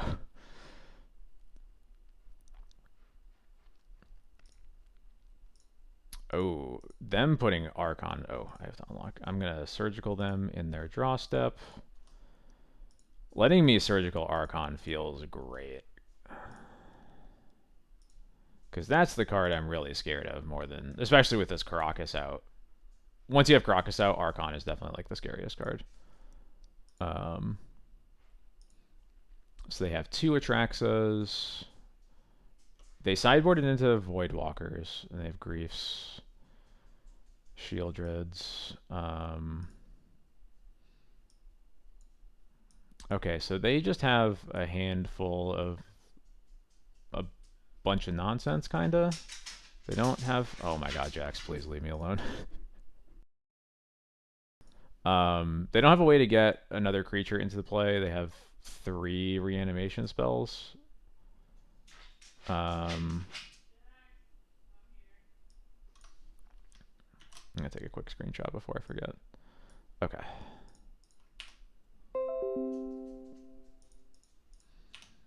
So they can push the Sash, which is a little annoying, but I don't think we really have a way to play around that. We just have to We just have to put it in and make them kill it.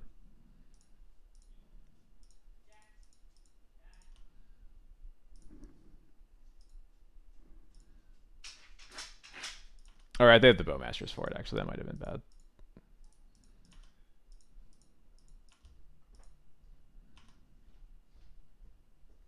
Wastelands. It's like fine. I'll put Yarn in my hand.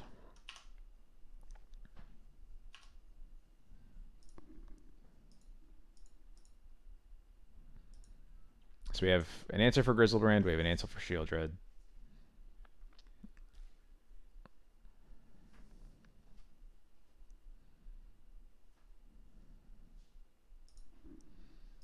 If they push the Stoneforge, then I'll probably just play Skyclave as a 2/2.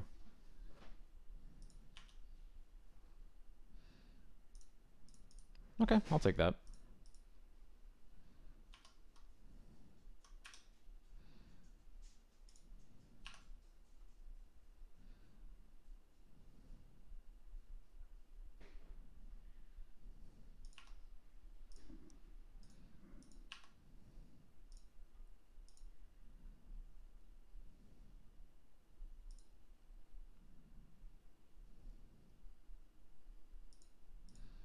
Clean up, discards Grizzlebrand. That makes sense.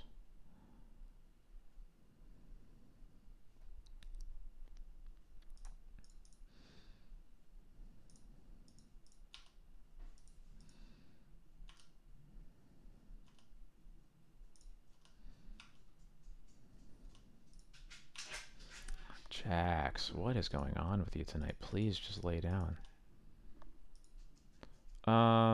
Yeah, I don't want to play the... I think I want to hold up the Caracas here for the Grizzlebrands. I can get that out of their hands. So they can animate dead. I assume that's what's happening here. Yep, animate dead on the Grizzlebrands. They can draw 7.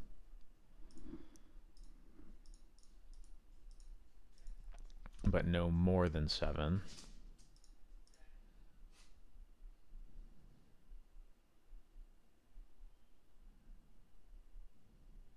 I think they are casting a pitch spell of some kind. I saw something blink. Yeah, grief. That is fine. Yeah, there's no reason to like cast the Solitude here or anything like that. I assume they will take the Solitude.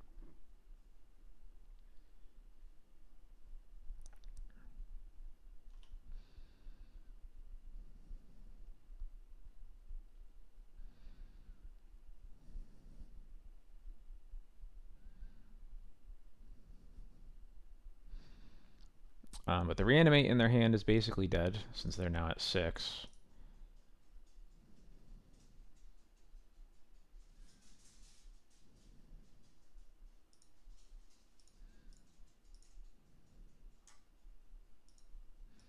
They're about to go to 1 pretty much.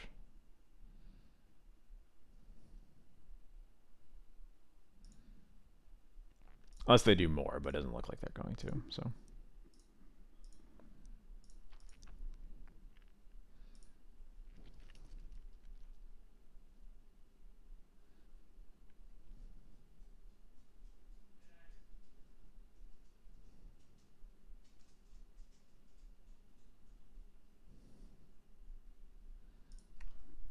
Sure, grief me again. You already took the best card, so I don't care. Don't really care what they take now.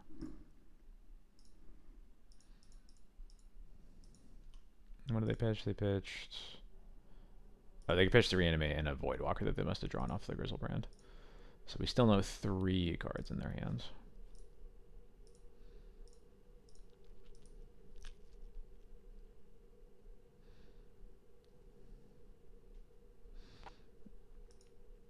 Unless they do a lot more, they can't... Okay, well, we'll see. They can't actually really afford to fetch here.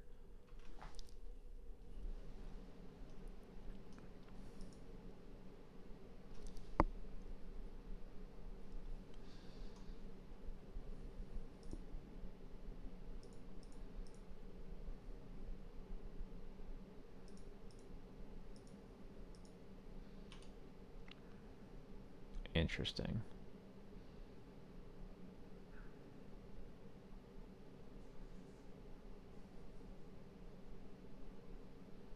Do they think that that can exile the germ token?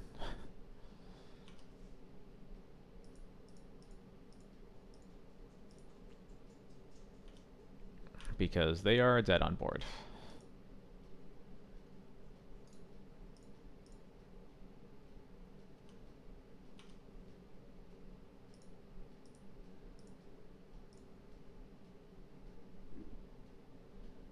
Cool.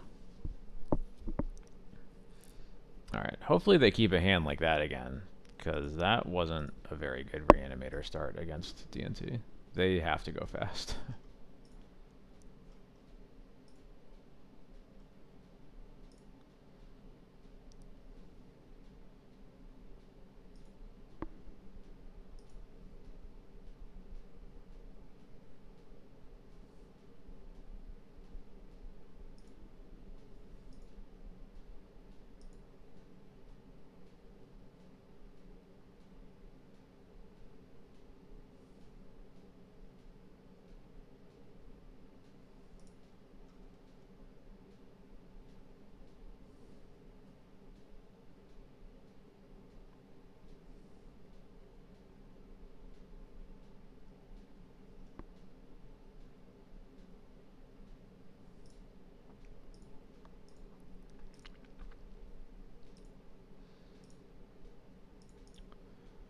See, what do we got?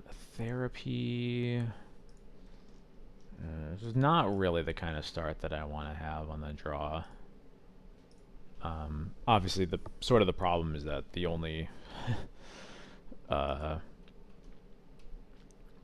only real good card on the draw is in our whole deck is like surgical, and that's it.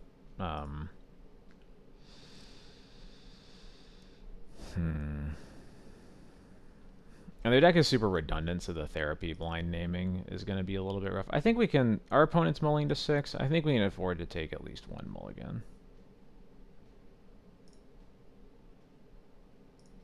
This hand is much better. Cool. What am I bottoming? I think I'm just putting a Wasteland back. The Solitude doesn't have a white card, which is obviously kind of awkward, but we're likely to draw one. Yeah. Yeah, this hand looks good.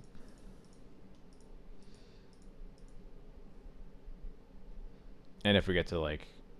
If we get to interact with the turn 1 surgical and then rip their hand apart with therapy, that looks pretty great.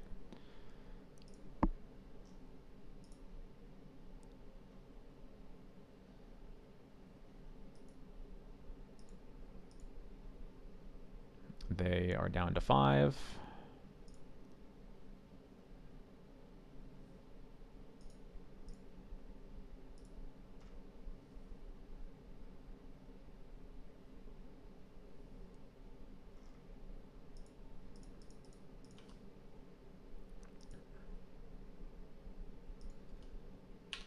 Cool.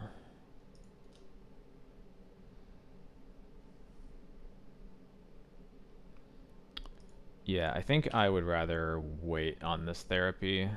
I don't want to blind name anything, really.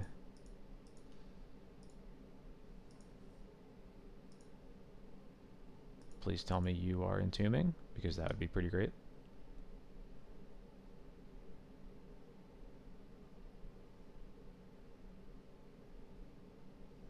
Cast that entomb. You know you want to.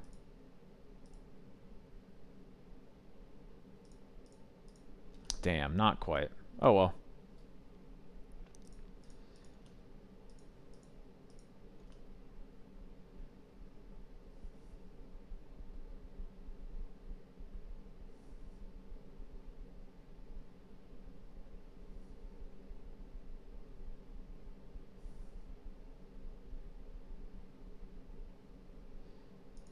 I'm surprised I missed Troll and when I surgical them last game, but oh well. Sure. Oh, here we go. That's better. I guess don't exhume. Actually, exhume would be fine. Yeah, actually, if they exhume, we just blow them up. All right, cool. Oh, I can just fetch from my scrubland here and save a life.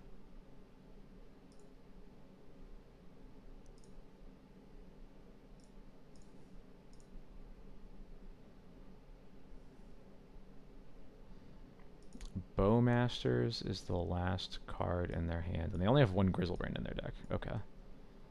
Oh, that's why I missed the troll. There's only 2 of them. Otherwise, yeah, looks like the same deck we saw before. They have 1 Bowmasters, and yeah, we're gonna blow them up.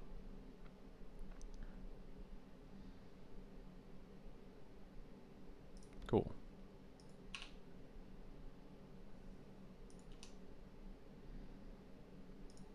So I will go ahead and Bowmaster them. Oh right, I forgot the therapy was like not. That was dumb. I was thinking the therapy was in my graveyard. It's the surgical that's in my graveyard. So this was dumb. Oh well.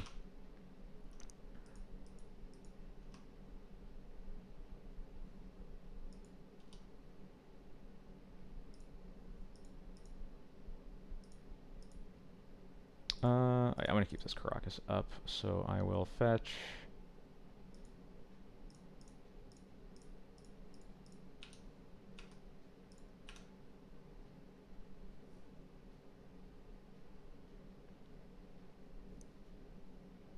Deal. Yeah, so I was supposed to just therapy the Bowmasters and move on. I literally just forgot that therapy was not in my graveyard. It was the other black spell that was in my graveyard. Deal.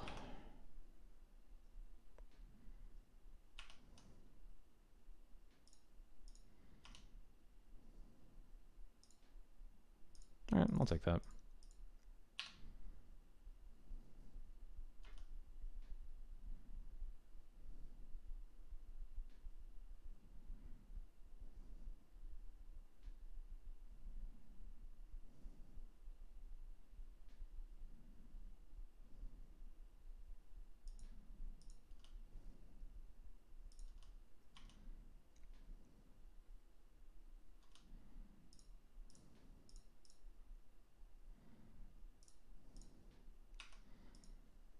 Okay, if I draw a land, then I get to hard cast the Solitude. Otherwise, I get to just bounce Thalia. Or I can recruit for a bad card and evoke that. Yeah, that works.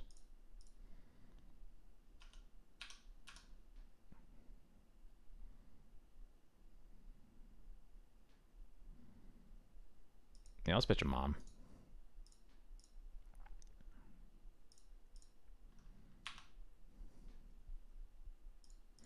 Keeping Bowmasters back in case they have like a start, in case they need to cast like Faithless Looting later.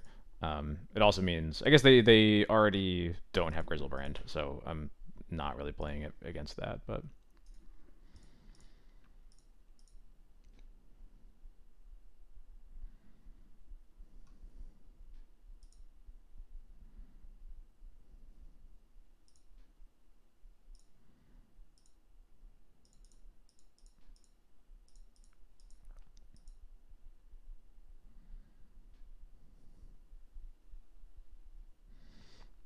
Oh, and the troll and the Bowmasters at least like sort of explains the slower hand from them last game.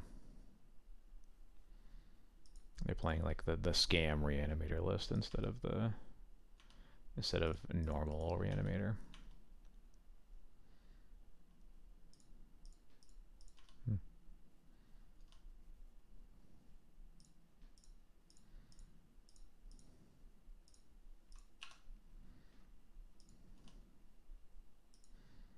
Yeah, then taking that trade is fine for me, I think.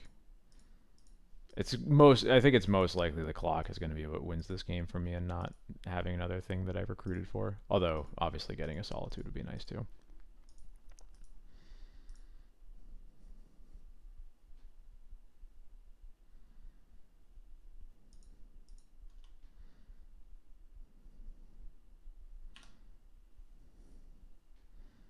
Are they going to evoke a Grief here?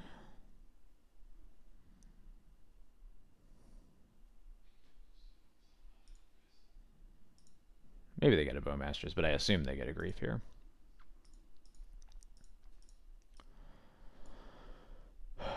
I think you could. I mean, I like the deck. My opinion on that doesn't matter a lot because it's the only deck I will play realistically. Um, I think the deck is good. I think it's very tricky to navigate the Beans matchups. Not that the matchups are hard; they are difficult, which is a different axis. Um, but um, they evoke dark or pitch dark ritual. Yeah, sure. Okay, so Yorion's good going goodbye anyway. Um, there's a lot of difficult matchups to play. I think a lot of your matchups are good, though, if that makes sense.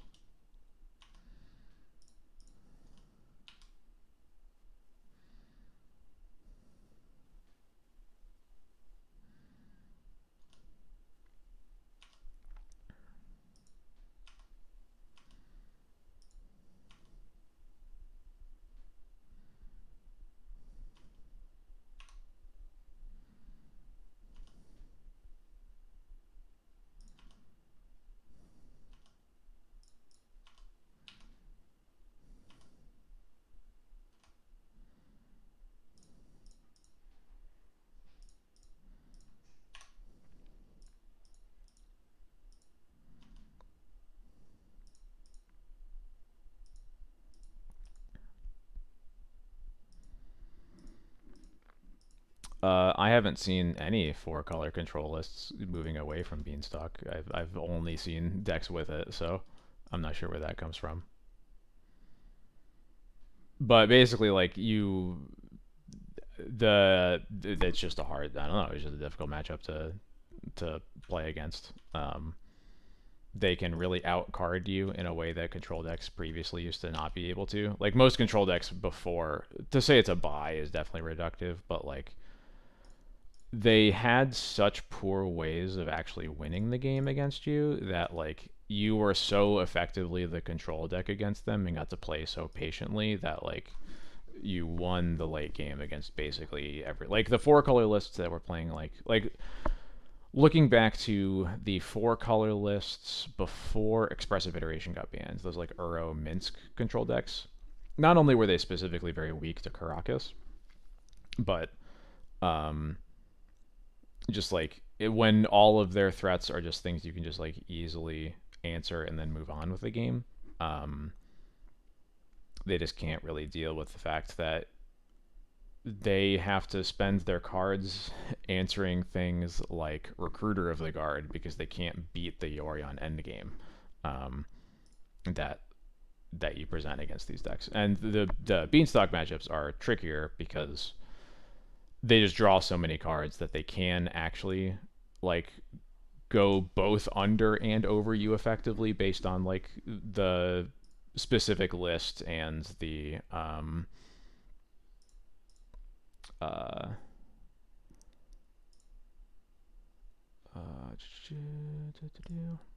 based on the specific list and the specific cards that are in their deck. Also, I'm keeping this hand. That's great. Specifically, fourth Aerlingus is a problem. That which is a big reason I'm playing Gaddock in my list because you can't really deal with that card once it's resolved, so I just keep it from being cast at all. The problem with Spirit of Labyrinth is that it's pretty embarrassing into Bowmaster, which is most of the format.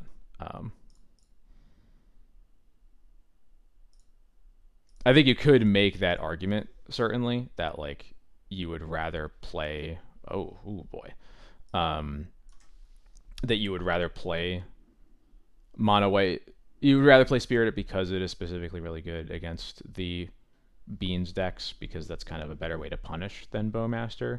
The problem is just it's a lot worse against the format as a whole. Also, Thoughtseize is a really good card.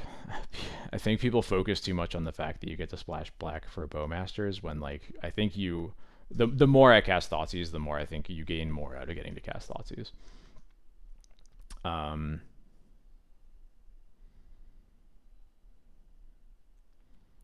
Well, I'm glad I got it in under this Veil of Summer, although they weren't going to cast it anyway. So I could take Beseech so that they have to find like everything. I could take Brainstorm also, because this hand as it is like extremely clunky. Um,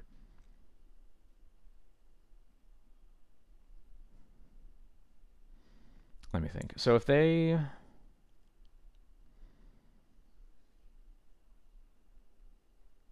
like 1 mana away from getting to cast the Beseech, but the since it's all artifact mana, or specifically it's Mox, Chrome Mox, and Mox Opal, as opposed to like Lotus Petals, they don't really have a good Gaia's Will line. So I think that we just take the Brainstorm because this hand, as it is pretty bad against us. Yeah. I don't think the mana base is whack at all. I think the mana base is very solid. I think I make it weaker by requiring green mana, but like, I don't know. I think I very rarely can't cast my spells.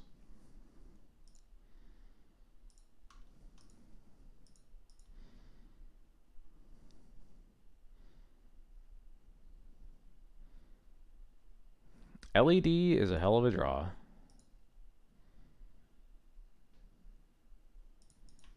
But yeah, it doesn't actually. Yeah, okay, they were just casting that all under Thalia. So I could cast Sash here. I think that's probably right.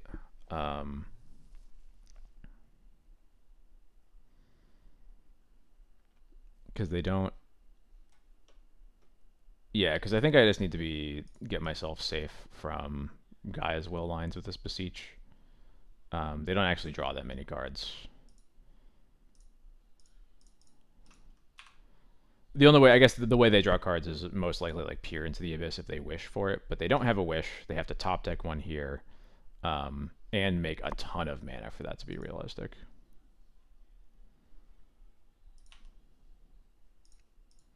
Cool.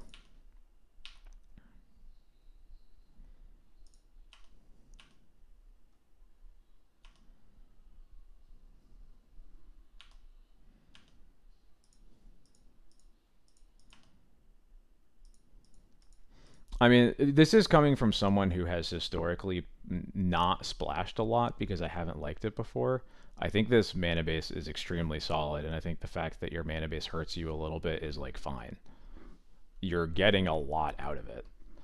You have 4 solitude. You have like 9 different ways to gain life in your deck if you really need it, and like sure you're losing a life from it, but you're also casting some incredibly powerful cards in the format too. So.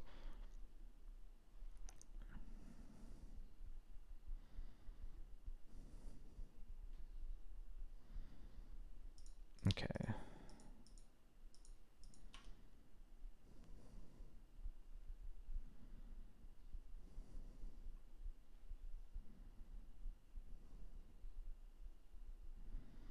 The argument for no ports is to be able to cast your spells.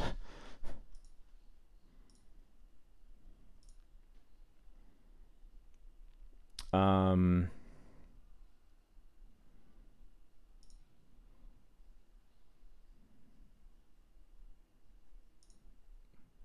Also, port just hasn't generally been that powerful in a long time. It's just that there's very little cost to playing it in mono white. That doesn't mean it's actually like that good. So if I just take Beseech and Brainstorm, then they're dead, right? I'm not missing this. They have mana, but their hand is empty and they have nothing to draw into. Yeah.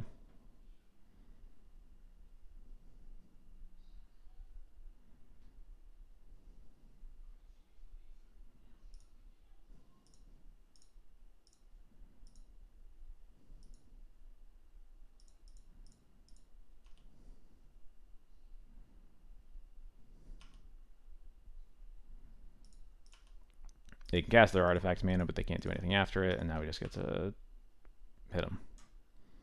Still a game to play here, technically, but like without Gaia's Will in their deck, I think they have. Uh,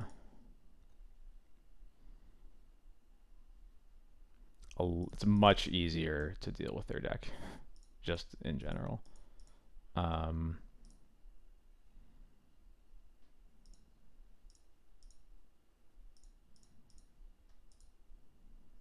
Yeah, I cast the mom. Mom's just gonna attack anyway, so.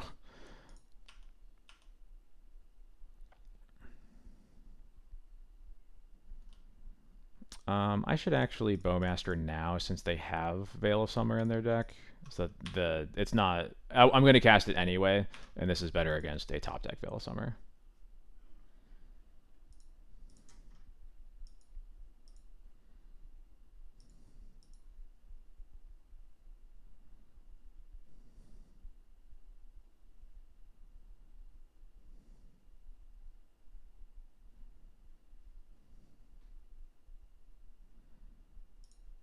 Okay.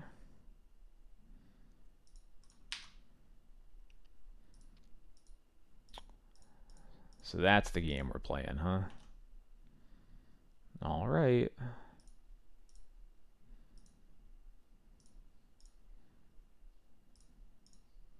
Please just don't. That's what I'm asking you. Just don't.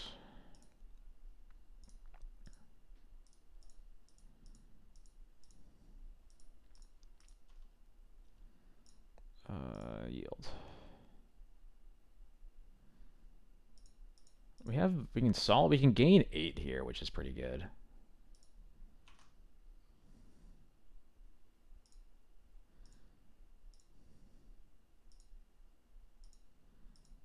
We can gain 9 here, which is pretty good.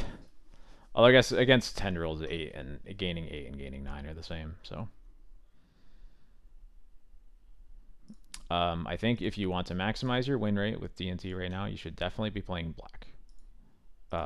I am testing therapy. I think it feels pretty good so far. I don't know for sure that it's right, but it's been doing exactly what I'm asking of it, which is being an extra discard spell that I can bring in against control and combo instead of playing dedicated combo hate that I just have not been enjoying playing at all. So Song of Creation is their other engine, but Bowmasters is pretty good against Song of Creation. So they have to hit it really well.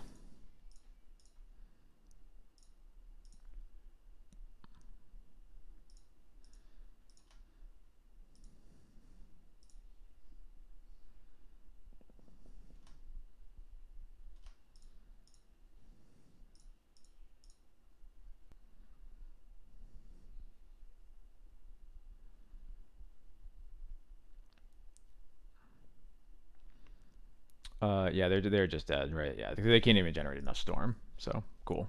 All right, winning game 1 against Storm feels great because being on the draw against them sucks. But we got some decent cards to bring in. Taking out the Jite, taking out all the other removal. Usually bring out Wisps. The Besiege makes it a lot easier to play out your artifacts, which is why I like actually keeping in Skyclave and Lauren in the matchup.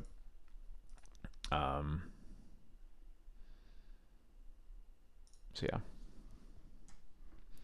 yeah. Beating Doomsday is possible, but like, and whatever. There's not that much Doomsday around. It is definitely a better matchup because of it, but you know that's not the reason to play black. It's still a nightmare. It's just a little bit less of a nightmare. I don't really like this hand of just 3 drops. This hand's a bit better. I'll put back the Vista. Yeah. We're just gonna do a turn 1, but Cabal Therapy can be good. Maybe, I don't know. I play against Doomsday occasionally, but I play against Beanstalk decks way more often than I play against Doomsday.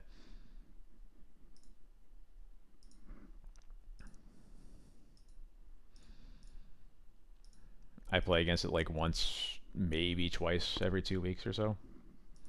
I do not play against it very much at all.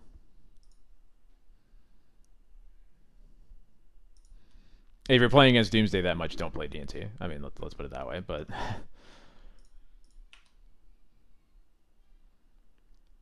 all right, my usual blind name with therapy is Dark Ritual.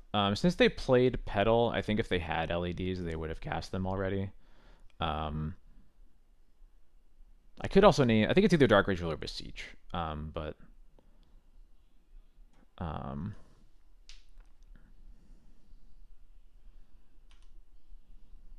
oh, interesting.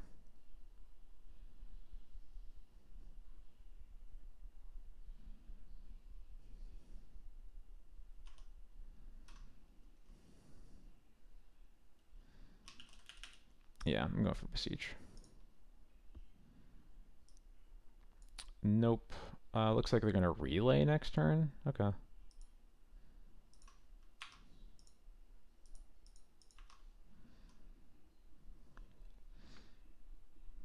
Yeah, XJ Cloud has been trying out a deck like that.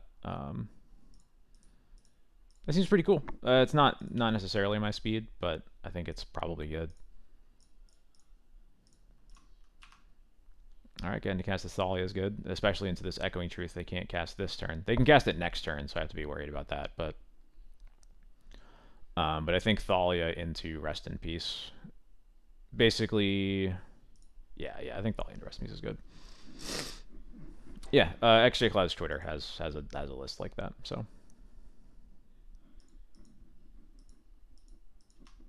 he like just posted it like a day or two ago. So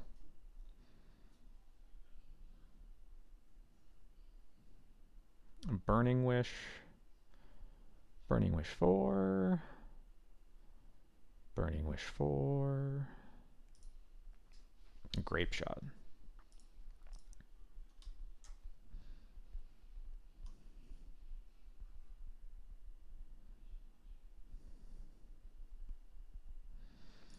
I can't do as much as I would like to.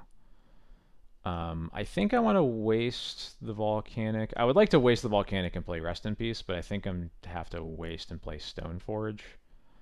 Um, I would also really like to Flashback Therapy on this Grape Shot, but I can't do that either. So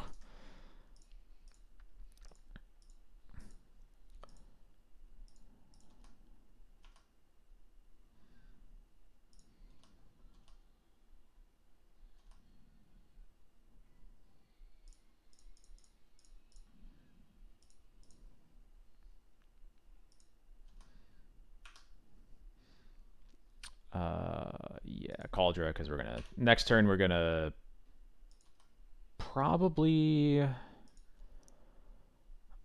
put in Cauldra, Flashback Therapy, sacrificing the Stoneforge.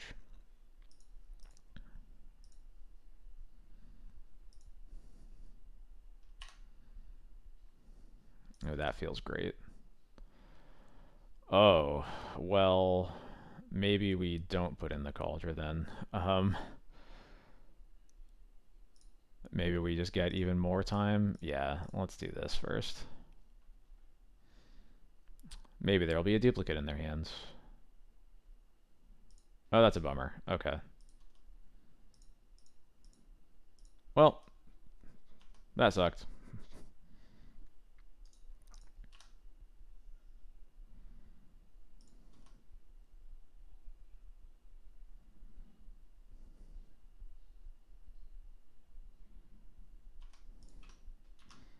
I don't mind getting Thoughtseize here. I mean, they have to take the Cauldra probably. Maybe they take the Rest in Peace, but I imagine they take the Cauldra. Yeah.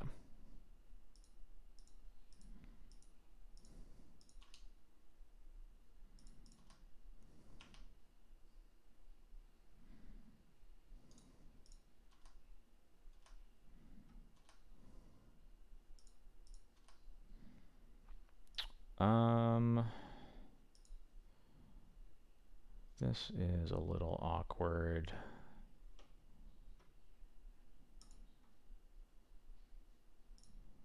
So they have two answers to Thalia and the Relay in their hands. I think I'm actually probably supposed to cast Recruiter here because they still need a red source. Yeah, I'm gonna cast this recruiter. Is that dumb? If I just rest in peace. Yeah, never mind. I'm just casting rest in peace. Keep him off. Keep him off stuff.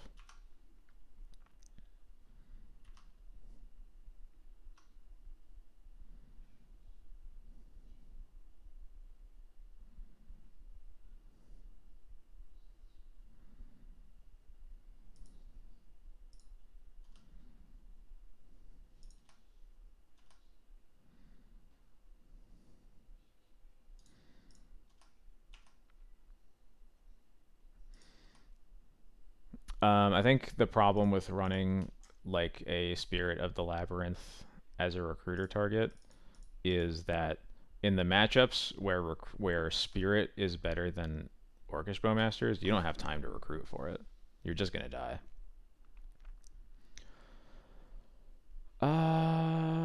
What am I doing here?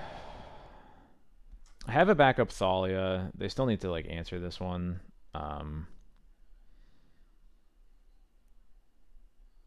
Could get a Bowmasters.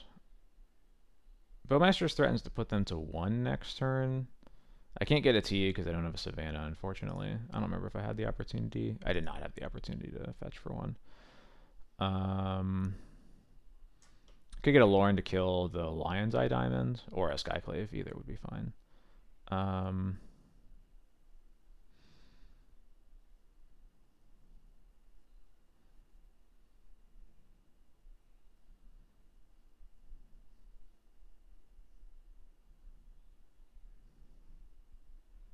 I'll go for Lauren.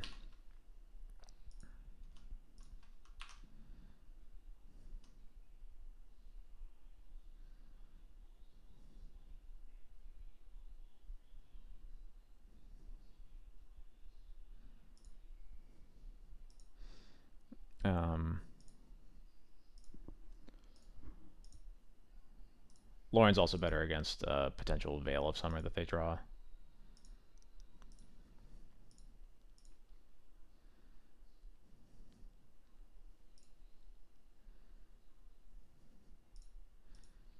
They shuffle and do not play lands.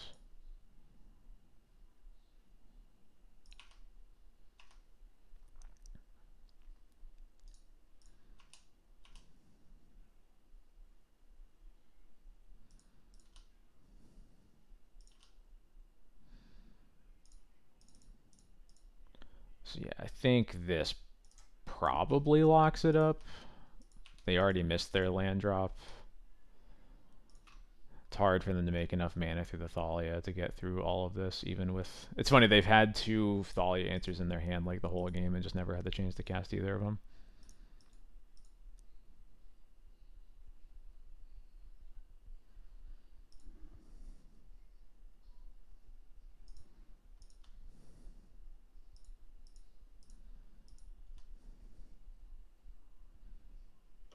There's the relay. So maybe they're going to try to do something here. Another ritual. You don't have the mana to beseech if that's what you're trying to do. And I saw 3 black mana go away. So I think they're trying to cast a beseech but don't have another way to gain mana. Yeah, okay, they concede. Cool.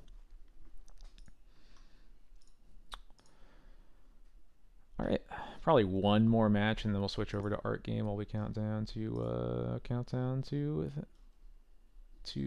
Christmas.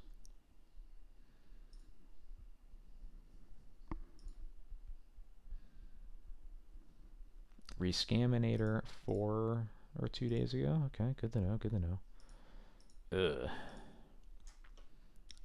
Do not like equipment in my opener.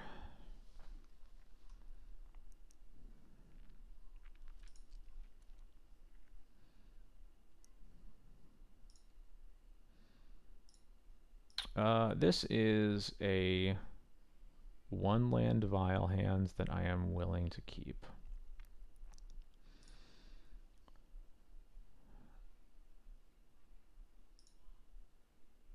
I have to be prepared for the possibility that it is not Rescaminator and that I really need these vials to resolve. So I'm going to put the mom on bottom, I think.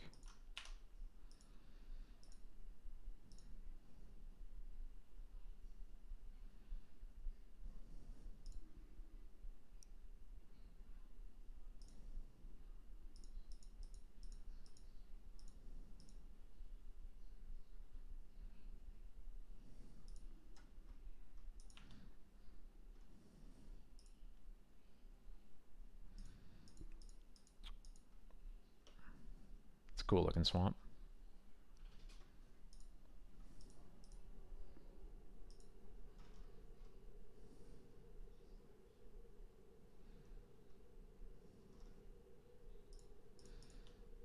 Oh boy. It is not Rescaminator. I don't think they play Chrome Mox in that deck.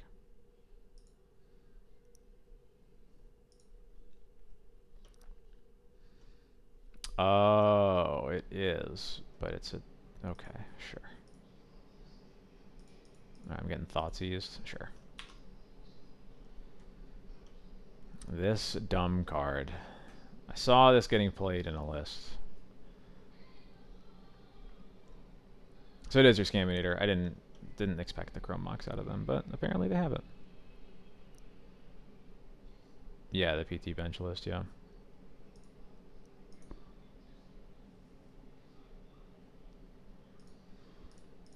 They take my Thoughtseize. Okay.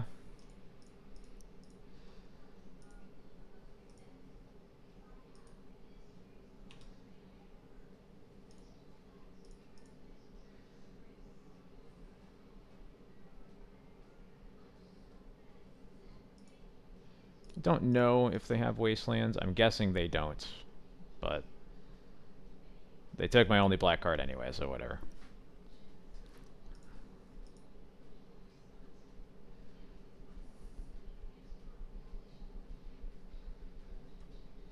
I'm double checking. Okay, okay.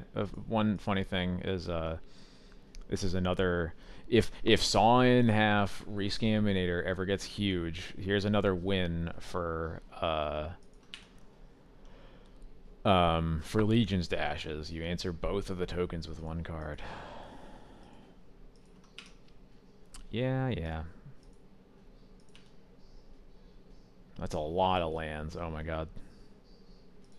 They're a Saga deck too? Jeez.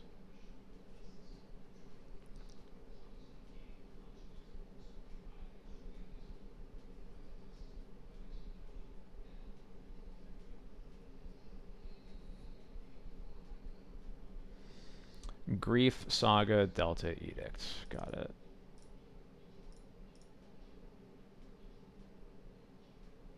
Whoops. So this should be a Delta, not a Mire. I goofed. It is gonna hardcast a Grief on me. Yeah, sure.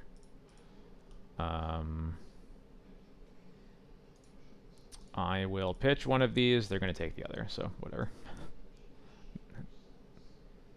Not gonna think too hard about which I get rid of.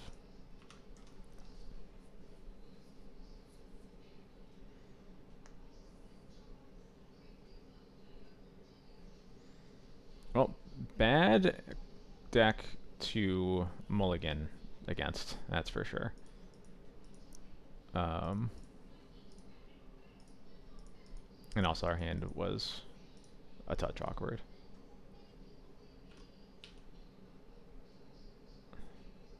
Of course. We should have gotten the Grief. That's annoying.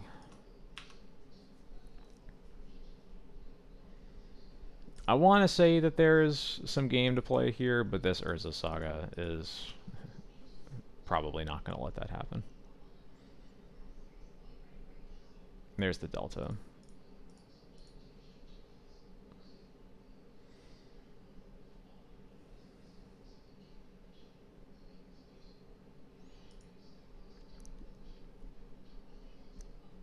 Another Chrome Mox. It's nothing. Oh, they're just playing it for bigger constructs. That makes sense.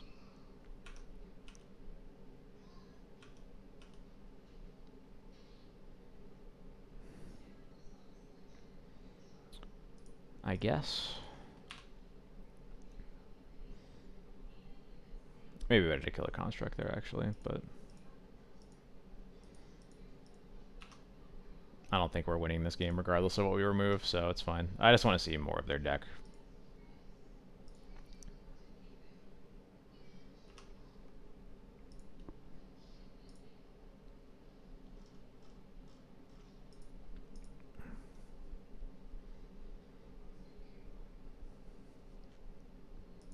Alright, currency converter.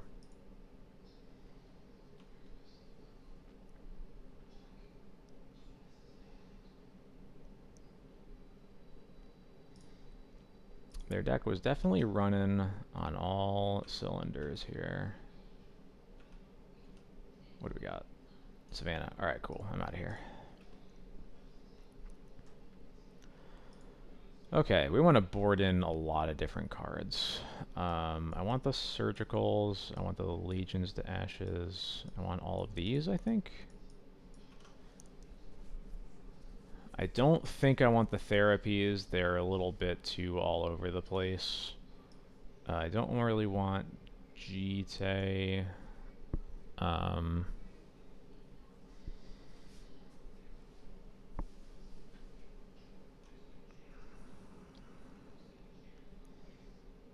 What else don't I want? Sam is like mid. I'll put him in a side pile.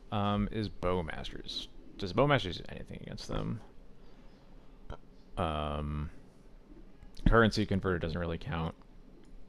It definitely doesn't remove anything, and they aren't as hard into Grizzlebrand either, so I think I'm getting rid of the Bowmasters.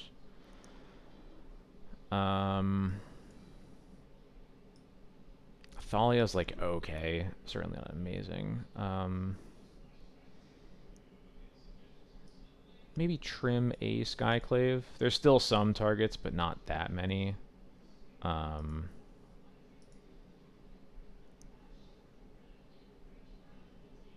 Maybe this is a bad mom matchup, actually.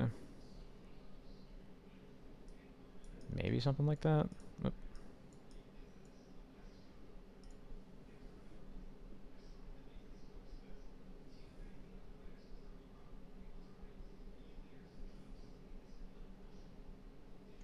Yeah, I'll try this.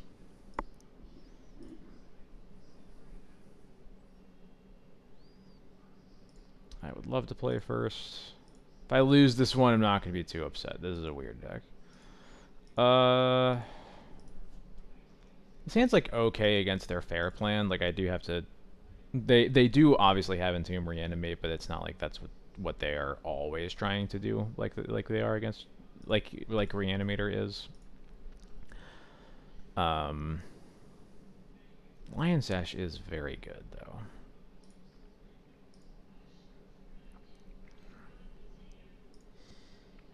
I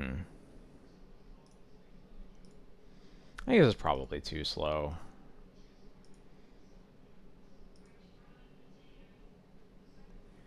What do I do? This is good against Saga. I'm going to keep this one. This looks like it could be okay against them. It definitely might not be. But I want to see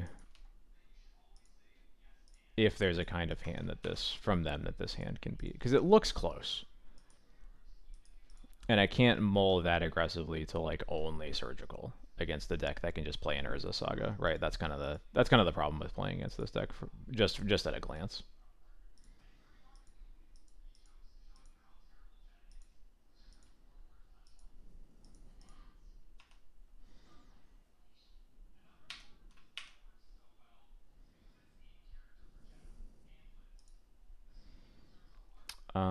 I am going to cast the Stoneforge to hide the Sash that's in my hands. Might be a little weak against discard, but I think it's worth trying at least.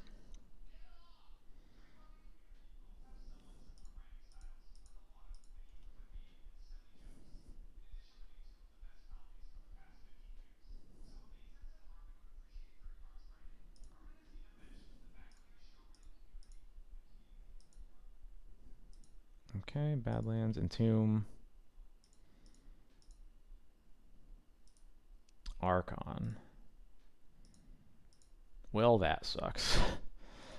Yeah, see, this is the part I just don't know. Like, are we supposed to mulligan because of this possibility when they only have like 3 big creatures in their decks? It's basically like just Entomb we're mulling against if we're looking at that. I don't know. I just don't know. Of course, we don't draw a removal spell.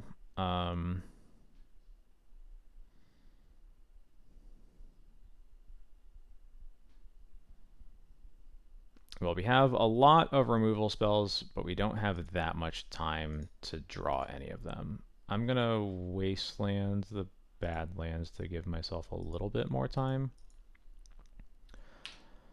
And we'll pass. So we have... I guess we have one more draw step, actually. We have exactly one.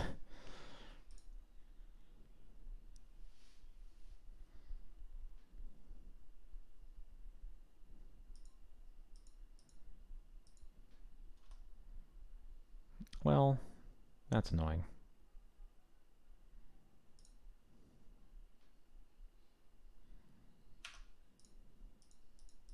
I was hoping to put this Sash in after the Archon attacked, but I guess not.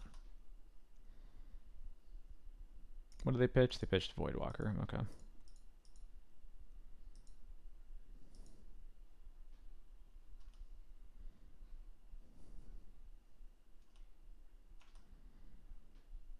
Yeah, I get it. I'll get rid of the Grief, and I don't know, nothing else really matters. I'll get rid of my Stoneforge, I guess.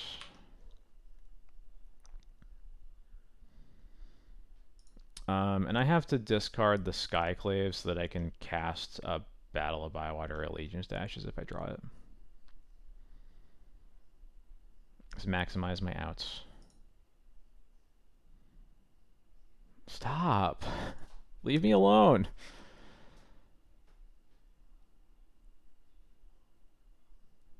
Oh, please top deck Battle of Bywater. I'm begging you.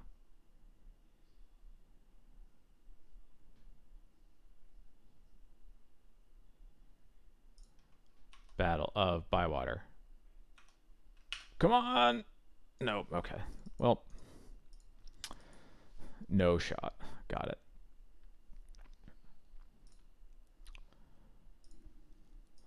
Oh, we have a whole half hour left. Alright, we'll just play one more match.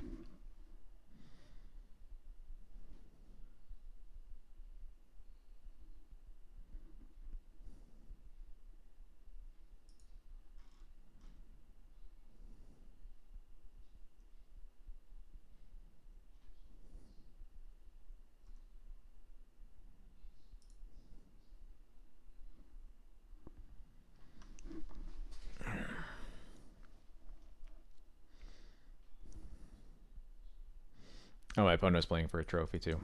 Good for them. Good on them. Or maybe not, because I mean, maybe they'll tweet about it and people will think that this deck is good. I don't have any strong feelings one way or whether about whether the deck is good or not, but I don't want to play against it. Blue, black, red, green, 15 days ago. What does that even mean? Oh, is that that might be the Delirium Cascade deck? Maybe not. No, because that's 5 color. I don't know. I won't worry about it too much. Historically, I try to ignore what Goldfish says people play, because people change decks all the time. If you're not me.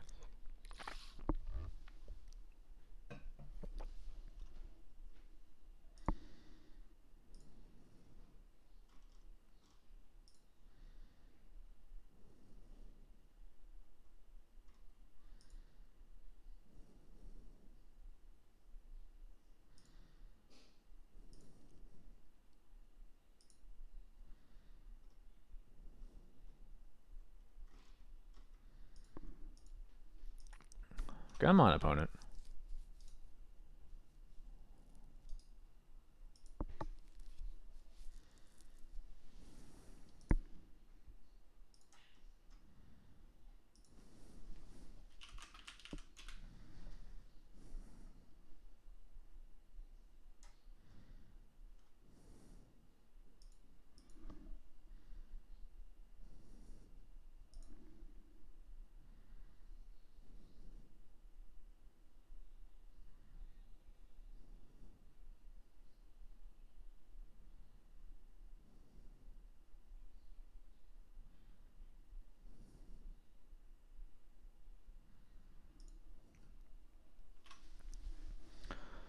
I'm going to sleep. What's going on here, friend? There we go. Cauldra, can you get out of my opening hands, please? Mom, Thoughtseize, Sky. I think this is a reasonable 6.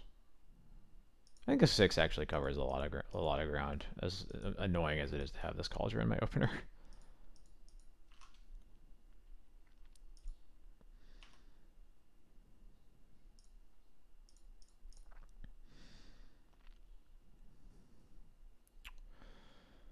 Do I want to... Yeah, I'm just going to play the Mom. Mom on the draw into a deck that could have Bowmaster is always like a little sketchy, but I think I would like to make them have it, and then I'll Thoughtseize them. And they don't have it, so there we go.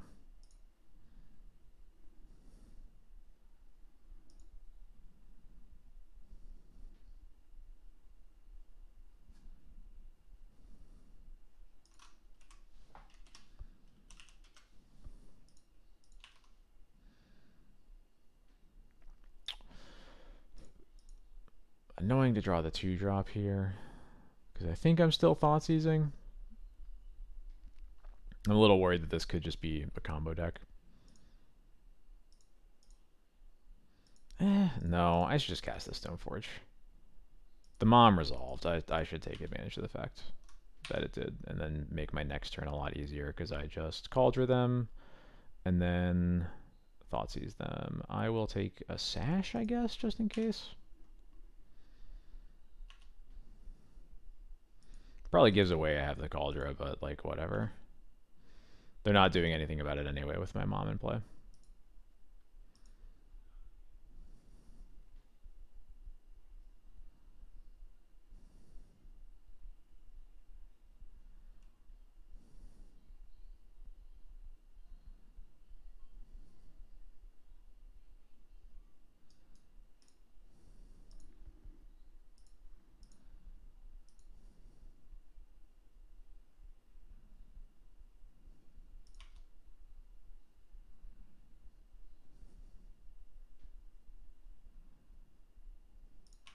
It is a combo deck. Okay.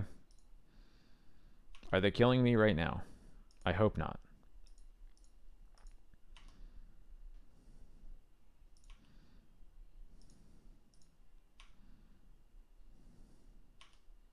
Jesus Christ, we are so dead. I think not Thoughtseizing was still right, but obviously this is a bit of a bummer.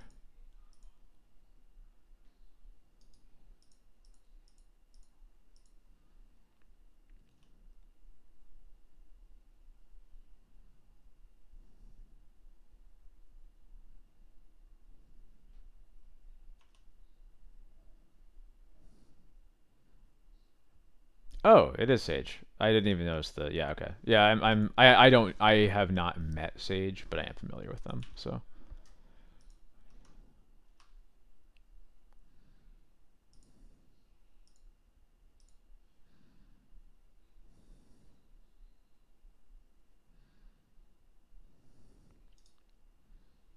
Yeah, we're dead. We can just move on. So that explains what blue, black, red, green is. It's Storm. So we will board in at least these.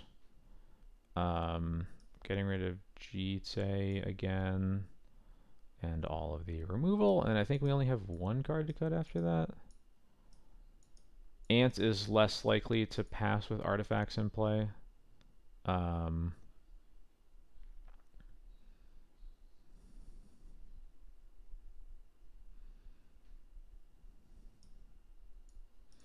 So I don't think I want to board in the second Lauron. I think I like this. This feels right to me. Yeah. Yeah, it has been pretty combo heavy, huh?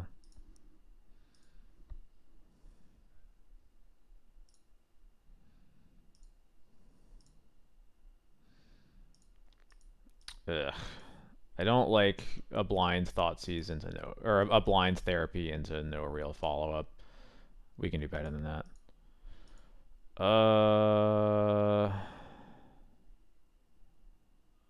Interesting. I keep this, I'm pretty sure. Put a wisp back.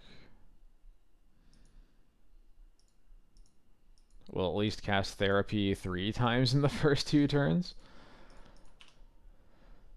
Um,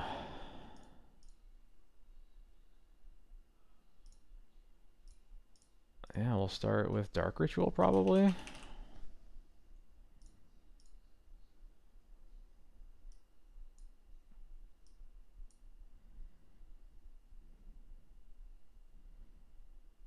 A miss, but their hand has gaps. Although our mom is going to get Thoughtseized here. And probably casting the LEDs so that they can't get therapied. Yes, Thoughtseize, going to take mom. Cast LEDs. What do they play? The Delta. So they have the third LED. Okay. Gaddock. I'll take Thalia.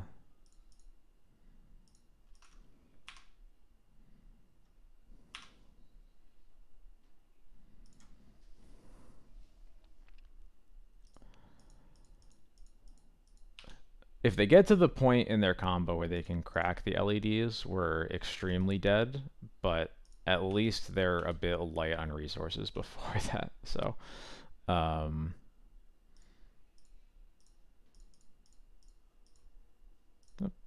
there we go.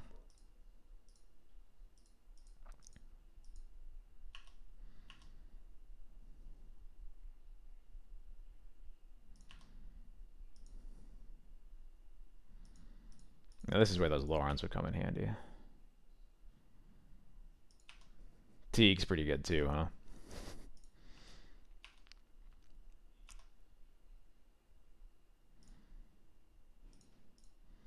They definitely could kill us through this Thalia, so I have to show them that I have Teague. Although the Savannah in play obviously should be setting off some alarm bells. So.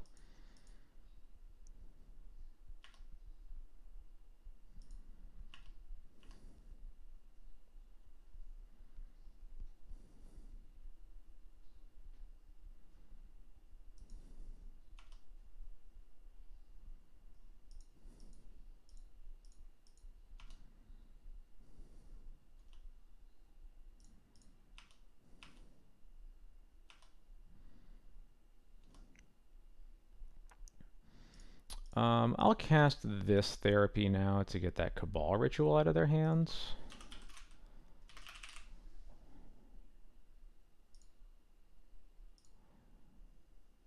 Another LED and a dress down. Well, that dress down's kind of a problem, huh?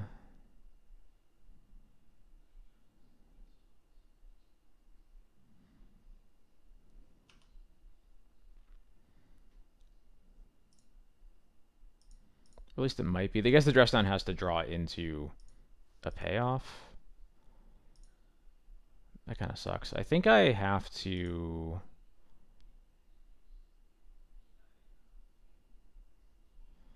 Yeah, I think I'm... That sort of forces me to therapy the dress down out of their hands now so that they have to cast it in my main phase. And I'll get rid of the Thalia because the Teague is a much harder lock.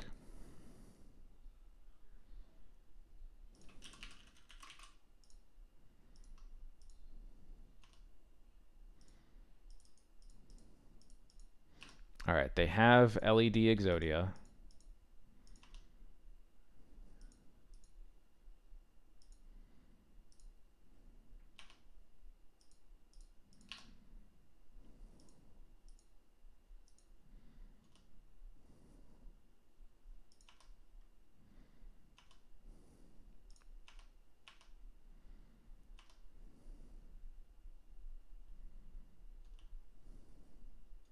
I think it was a hold up the Bowmasters.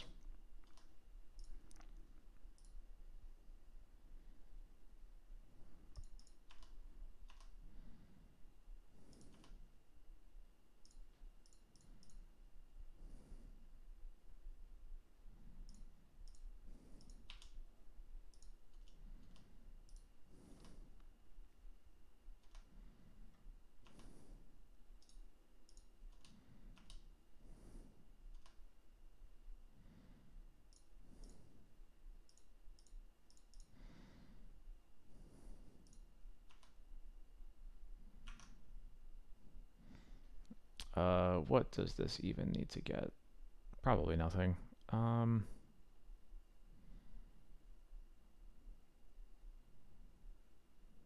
Sure. I don't really need to cast the Recruiter anyway, so.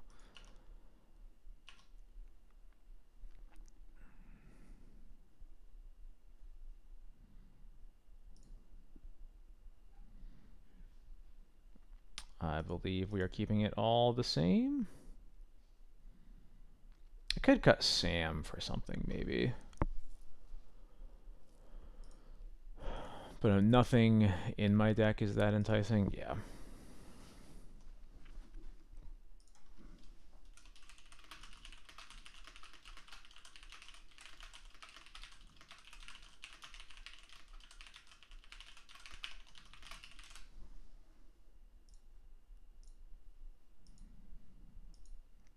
Well, it's at least a Thoughtseize. They kept 7. Thoughtseize with no follow-up isn't great. Yeah, I can do better than this.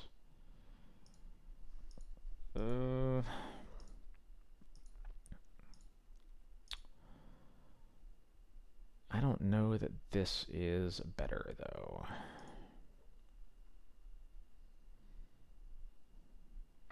Thalia is obviously good, but turn 2 on the draw, not really good enough. Well, that's unkeepable. Yeah, this has to... I have to keep this and just cross my fingers.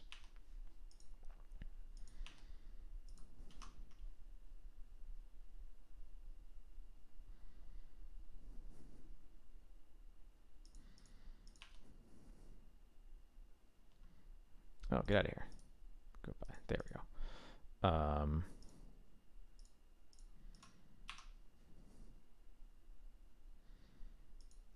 Alright. Finger crossing continues. This is a brainstorm. Yeah, I feel very dead.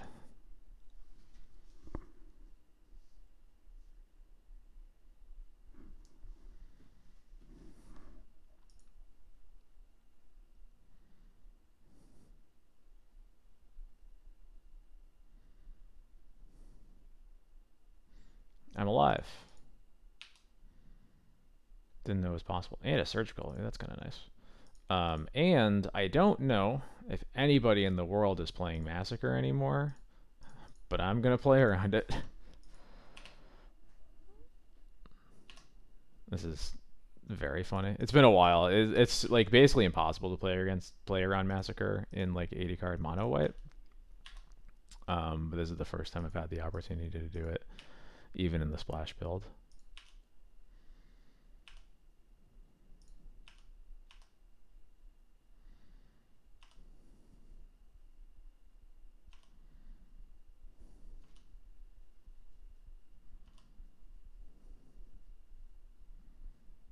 I would prefer it if you didn't cast Dress Down end step.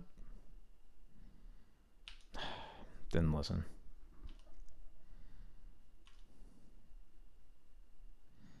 Alright, hopefully Surgical is enough to win this then.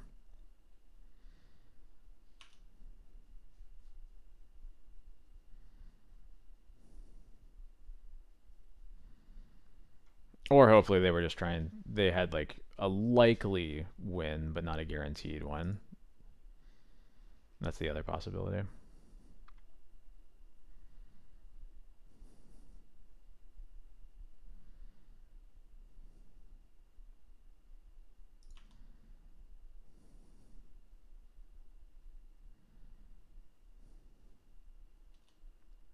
Okay.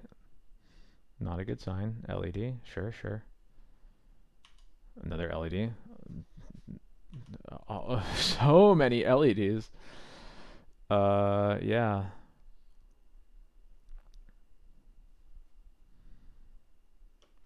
Paradise Lost was in their hand, so they can't cast that. Oh, is this going to be Ave? Are we getting Aved here? We are getting Aved. Alright. Well, oh.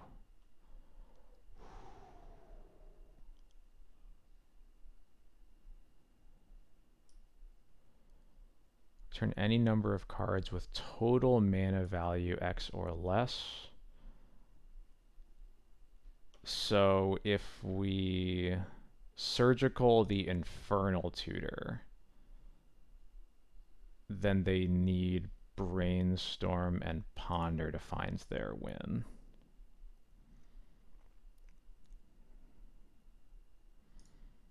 Which are definitely two good cards to find it, but obviously getting the tutors out of their deck is also pretty good.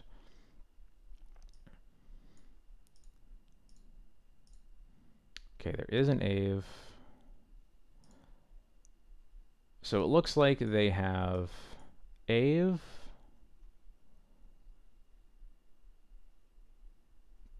Tendrils, and 2 Wishclaw Talismans as their potential hits.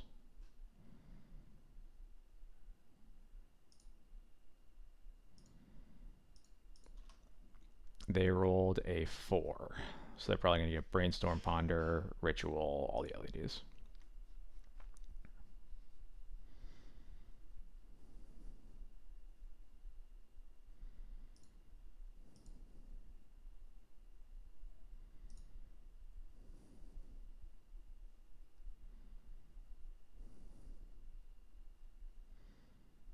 There's the Ponder. Crossing fingers that it's a shuffle. They do not shuffle. Oh boy. Alright. Yeah, we knew about that.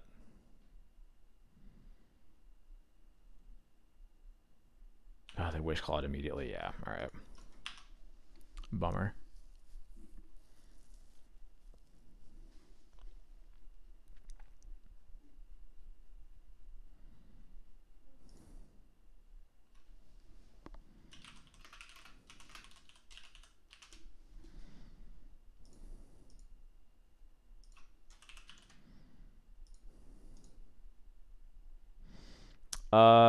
I finished the Moto, please don't explode. All right, there we go.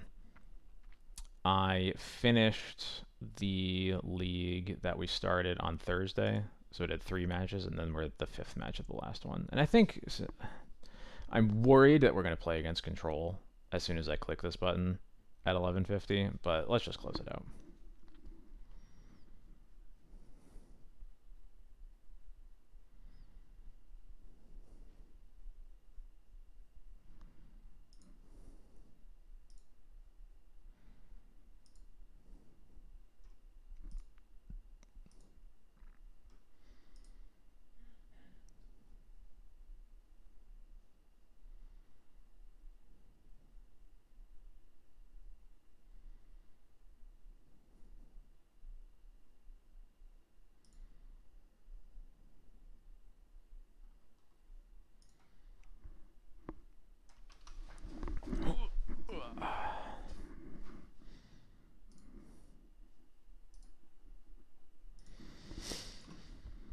I hope the queue doesn't also take forever. That would be annoying. Oh, there we go. Just had to complain about it. There we go.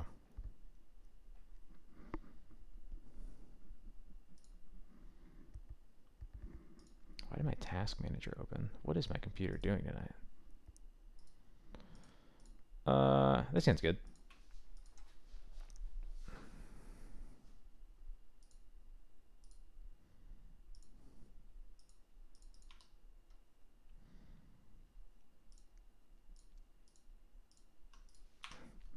Playing Savannah, Mother of Ruins in an 80 card deck feels a little bit illegal, though.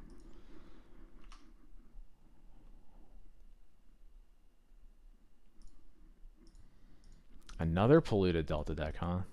I was wondering if they were going to open Polluted Delta. Ponder, sure.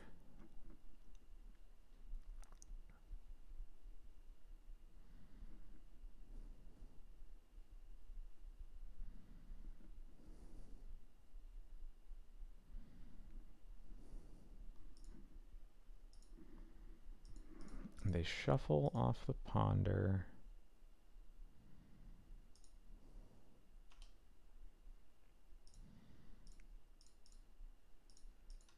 Well, hopefully this Thalia is good against them. It's at least pretty good on this board, especially since we get to Wasteland them next turn.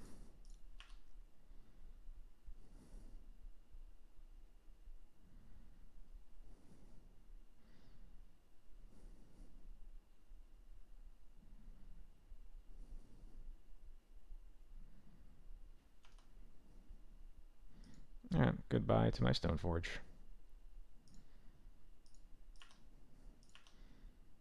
I wonder, what deck is this?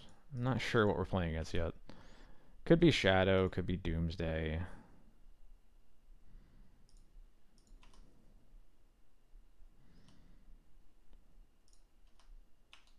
Shadow doesn't feel very likely, though.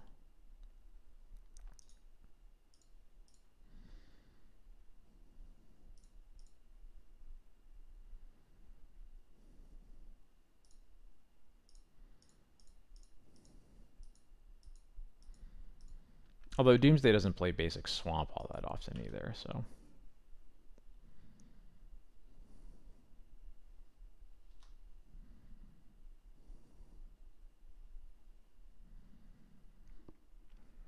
today it's been mostly all combo of various different varieties. Various different varieties, yeah. That's a way, that's a choice of words. Yeah, I played against Storm twice. 2 different kinds of Storm, 2 different kinds of Reanimator. I played against the Mono White Painter, Rhinos, and Bug Beans. And I think that's the 7. Those are the 7 matches, and this is the 8th that I've played tonight.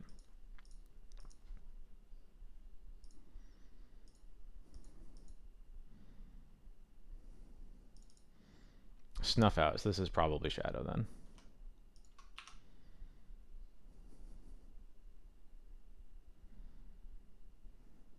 Because it could still be Scam, I suppose. This is definitely a Bowmaster happening here.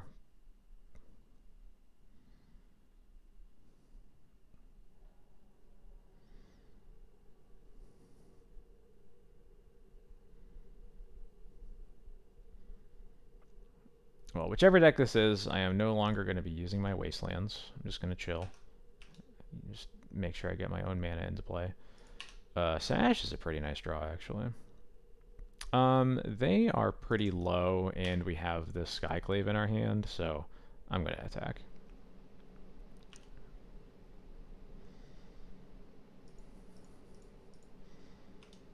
The main reason not to attack is, again, if they are specifically Shadow, we have to be worried about setting their life total too low for them. But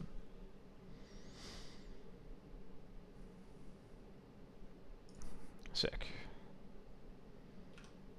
That's exactly what I was hoping would happen. So it is Shadow or Scam. We don't know which yet. It's leaning more towards Scam, but far from a guarantee. Okay, it's Shadow. Got it. We figured it out.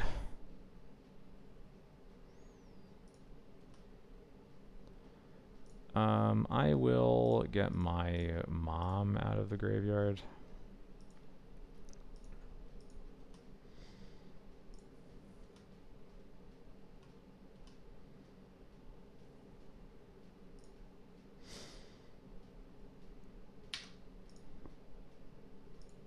Yes. DNT has basically had a good Delver matchup. Basically always, more or less.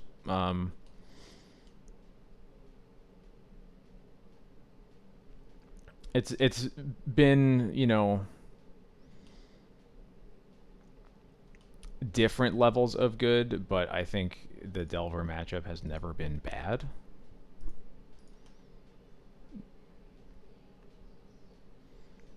And Death Shadow is a form of Delver that we are particularly good against.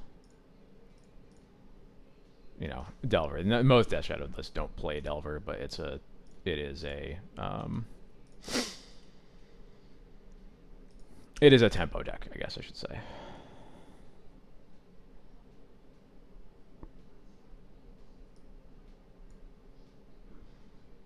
But I mean, yeah, I think Death Shadow is probably the easiest tempo deck to beat.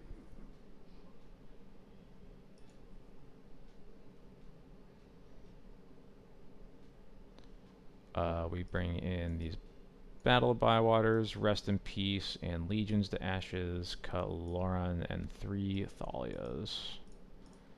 And yeah, there we go.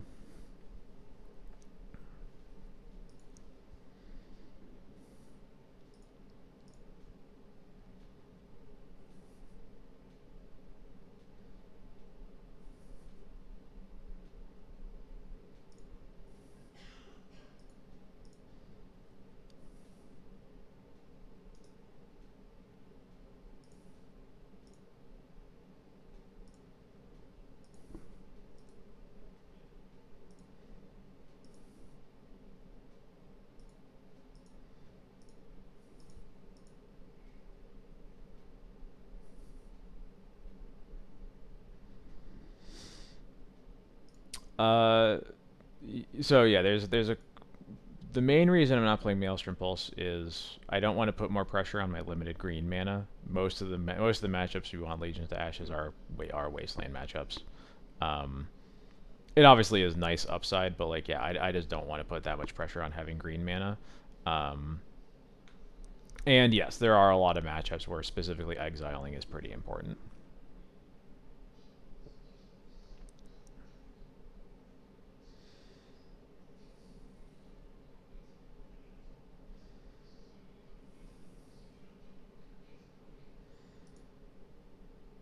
Like in a matchup like this, I don't. Not only do I care about exiling because of reanimate, the more basics I can get into play, the better. And having to fetch a Savannah ruins that. Speaking of which, this is a hand that kind of might have to get a scrubland with this, which is bad with the Caracas here too. But I think that this hand is good enough that we can live with that. Yeah. Yeah, it's Brothers War, March the Machine, something like that. It's certain within the past year. Brothers War, so yeah, this year at some point, or late last year. I don't remember. My opponent is mulling to 4, so this might go quickly. Yeah, whenever Brothers War came out, I don't know when. The set timeline has long since left my brain. I can't keep up with it. It was easier when there were blocks and there were thematic things linking sets together, but now it's just all aimless.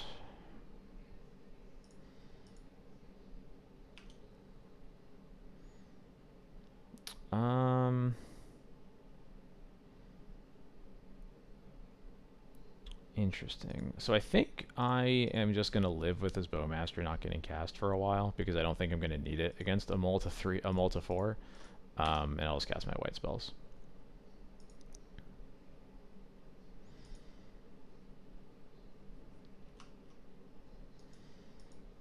Bowmaster isn't that great against Shadow specifically anyway, because they don't really have X1s to kill, other than Bowmaster, which is not a card that we care about after it's in play.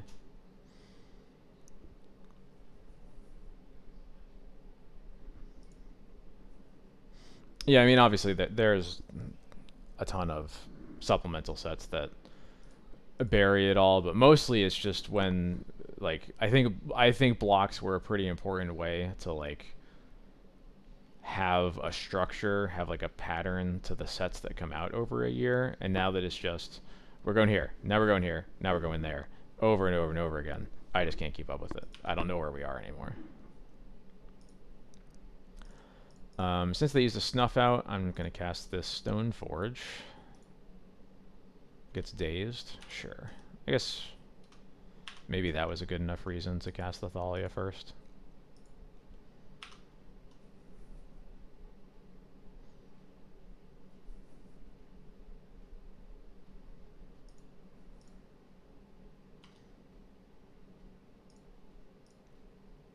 Alright, I'll take it.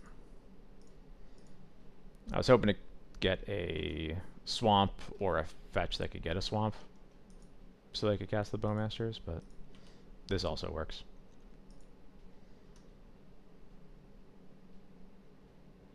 Yep, that's fine.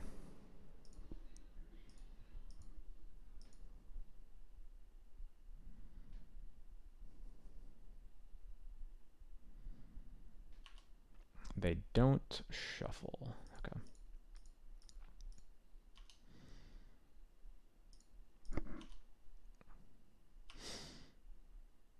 That is a decent pickup. Normally against Death Shadow, I'm reluctant to start attacking until I have a very solid lead on the board, but when they're at 2 cards in their hand, I'm just gonna get them. I have 2 answers to a Death Shadow in my hand anyway.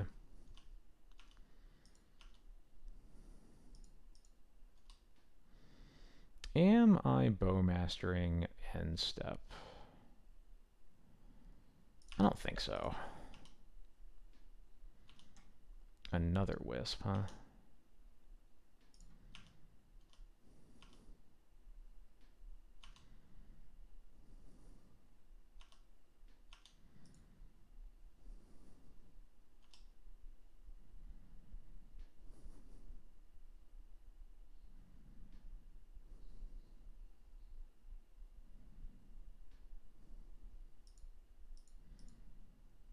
Okay, that's fine.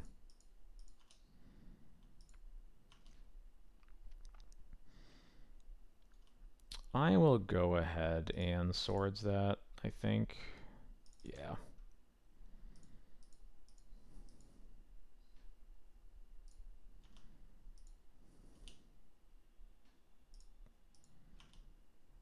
That is a pretty nice pickup, actually. Because now I can... yeah, I'll get a scrubland.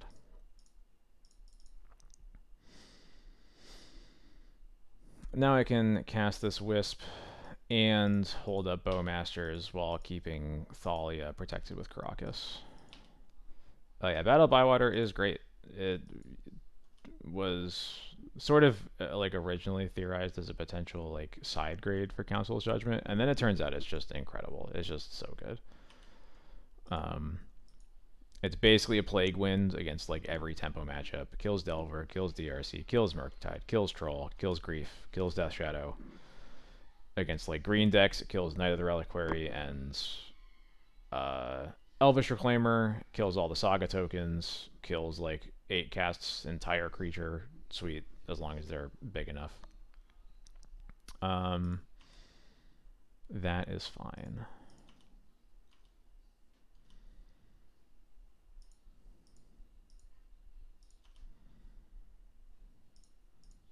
Yeah, Battle of Bywater is just great.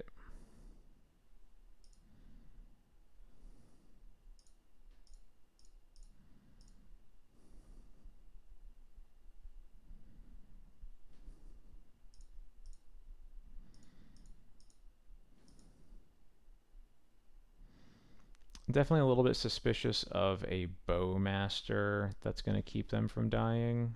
But if they cast it now, that's good for me. Yeah, cool. They pretty much have to kill the Wisp here. Yeah.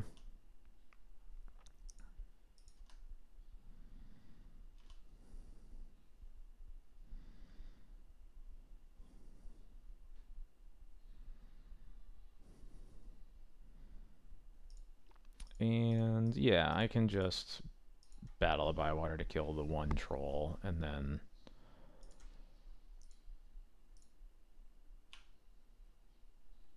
attack with Thalia and the Orc Army token, and my opponent should be dead pretty soon.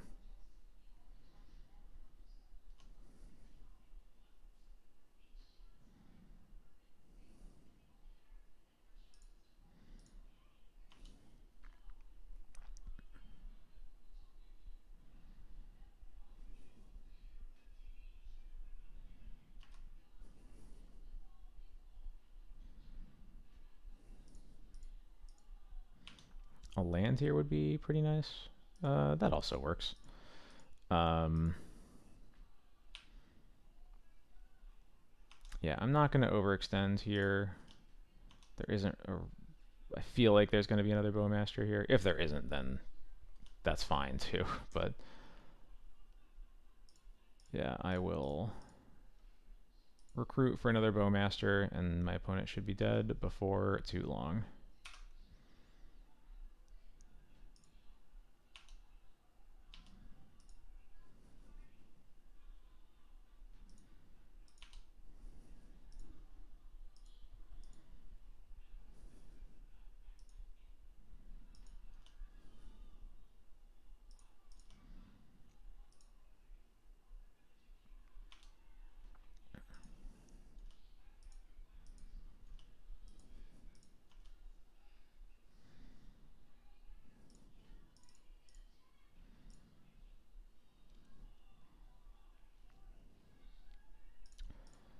Yeah, there's really not a lot of ways that they get out of this.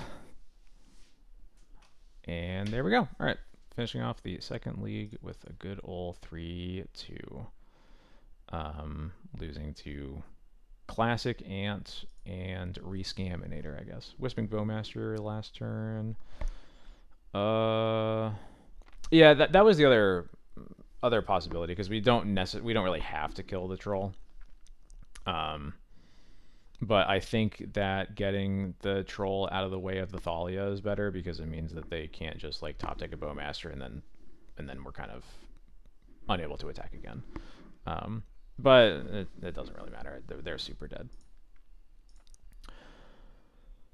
So, oh my God, Magic Online is struggling.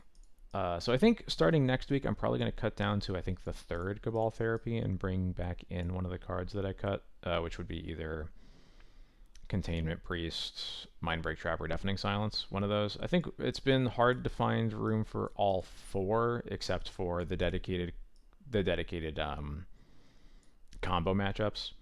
So I think we'll probably just go up to bring back like a Mindbreak Trap or Deafening Silence, something like that. I was thinking of doing art game to count down, but we're already past midnight, at least EST. And I'm feeling pretty tired, so I think I'm going to head out. Thank you, everybody, for watching me tonight. I hope that you all have a Merry Christmas or Happy Holidays, whatever holidays you happen to celebrate. And I am glad that if you are celebrating Christmas, you happen to spend your Christmas Eve with me out of all the people you could have spent it with.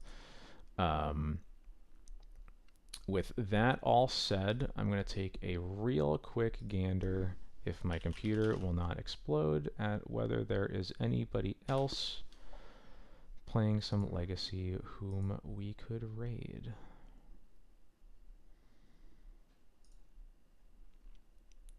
So just give me 1 minute to check that, and I'll send you all on your way.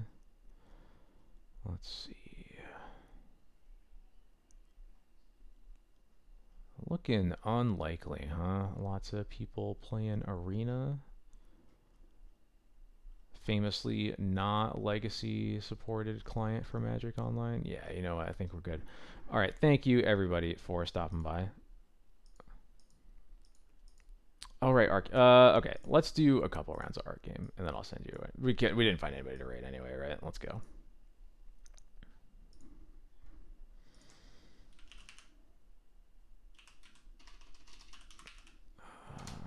Surprised my browser doesn't know. There we go. All right, cool. Here we go. So, Jeffrey Snipes, thanks so much for the follow. Yeah, we'll hang out for a little bit.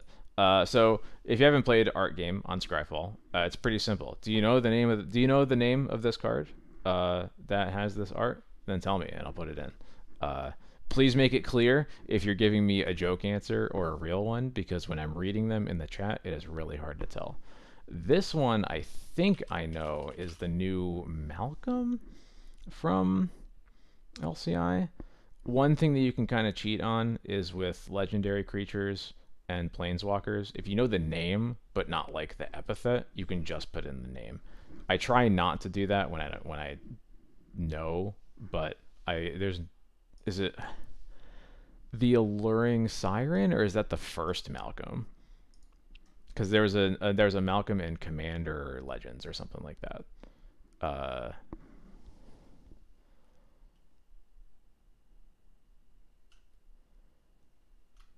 I'm just going Alluring Scoundrel. Okay, all right, yeah, this is the LCI one. Yeah, okay, cool.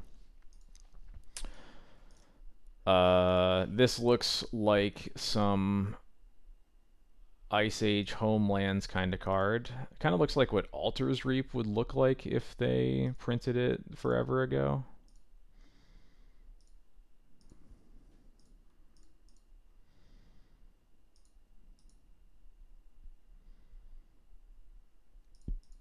Scrying Sacrifice, I like that.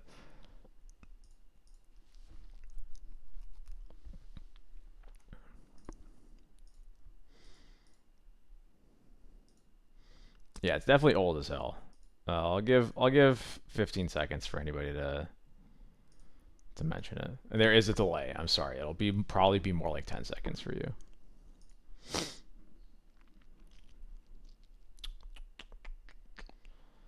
Getting nothing. So we're going with Scrying Sacrifice.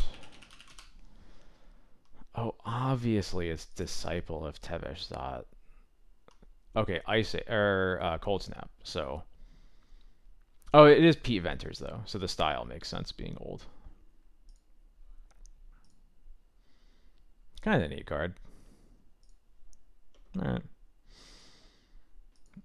Goblin. Is that what's happening here? Is he in a little well? Why's he got a little propeller on his head?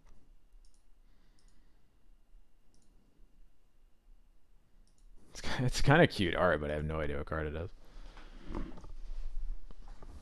Goblin Drowner. Goblin Quicksand. Yeah, the Sinkhole was a card that came to mind, but I can't imagine that featuring a goblin so heavily, and I also don't recognize the art. And I feel like if it was a Sinkhole, I probably would have seen it ever, at least like once. I do like Goblin Quicksand though.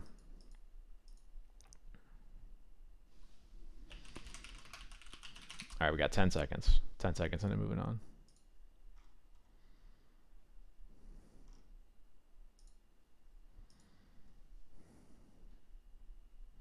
All right, Goblin Quicksand it is. It's just called Remove. Oh, it's from Portal, of course. It's literally just unsummon you can only cast during combat. And only on your opponent's attacking creatures. Okay. Portal is something else. Okay, we have a Theros unicorn that certainly has enchantment synergy. Do you think that's what the card is called?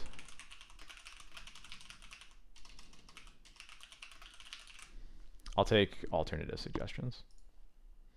I do not recognize this card, though.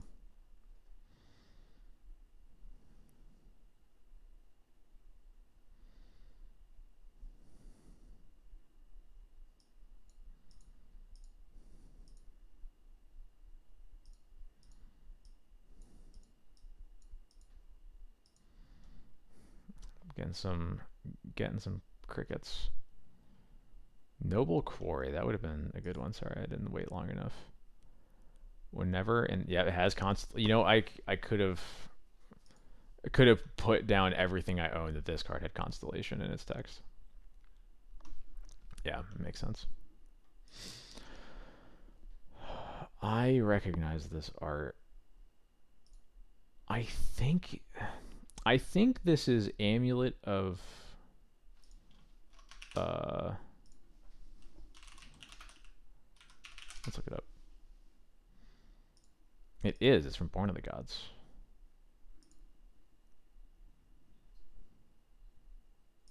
Damn, that's good.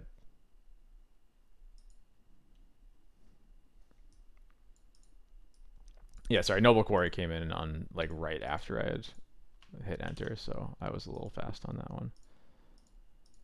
So anyway, I think this is the amulet from M15 that has like the flavor text that calls out the card designer. I think it's Amulet of Avarice.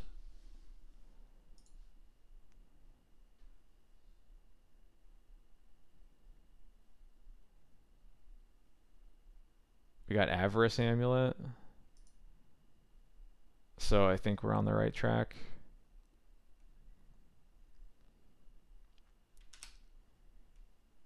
Okay, it was Avarice Amulet. Okay. This was designed by Penny Arcade. Okay. Oh, you Google it. Don't Google it. Don't Google it. Only tell me if you know, not. Yeah.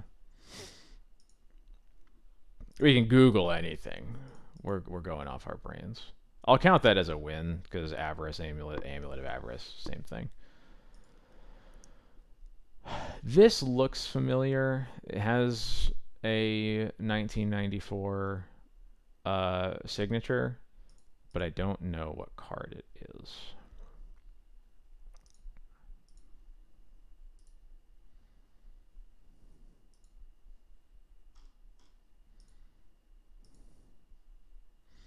I have definitely seen this before, but I don't have a name at all. I'll give like 10 seconds and then we'll skip.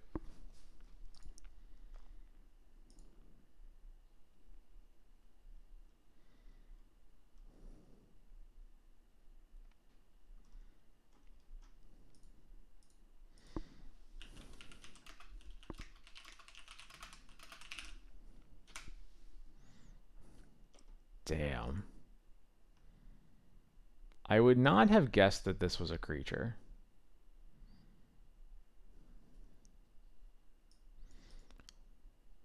Non-eye creatures you control can't attack. That's really funny.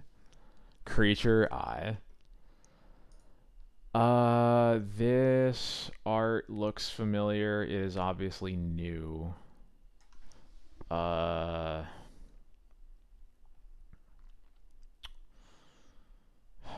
I'm not gonna get a name for this card, but I know I'm gonna recognize it as soon as I skip.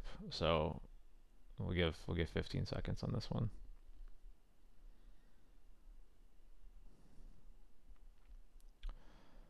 It would make sense as an Orzhov card. I don't. I think the main thing keeping me off of Orzhov is that Ravnica cards have such blatant iconography everywhere, and this is weirdly absent of any of that.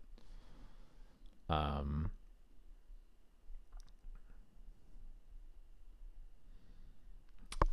Merry Christmas! Thank you for stopping by. Oh, and thank you for this up. 16 months, man. Thank you so much. All right, I'm skipping. Eerie Interference. Oh, it's Wilds of Eldraine. Okay, got it.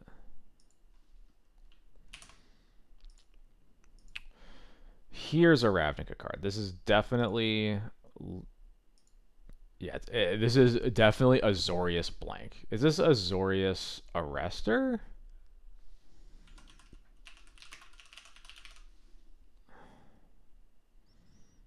No, it's not. It's not. No. I can see the art for Azorius Arrestor. Yeah. I can. I think this is a Guilds of Ravnica Azorius card, but I don't know what one.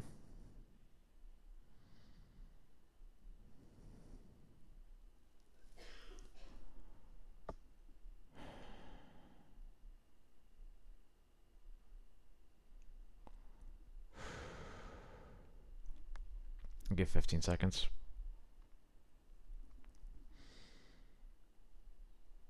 No, definitely not the pro monocolored guy. I know. You're talking about Guardian of the Guild Pact? Yeah, I would recognize that art.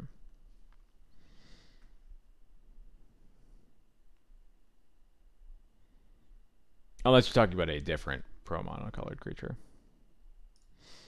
Or if they did like a weird alternate art reprint, but I don't think they ever reprinted that card.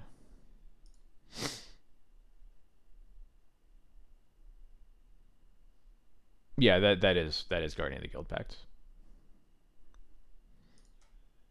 All right. Elite Guard Mage. War of the Spark. Sorry, not Guild of Ravnica. A 2/3 flyer. You gain 3 life and draw a card. Okay. But yeah, Guardian of the Guild Pact. It's on the it's the spirit with the wall behind him.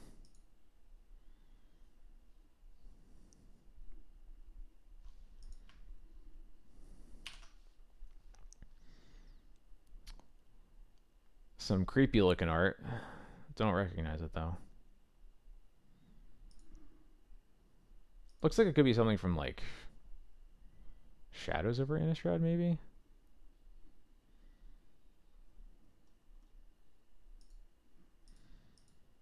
It's probably a discard spell or like a weird conditional counter spell, but discard sounds right. Oh yeah, it's definitely a discard spell. Yeah, thought. Next word.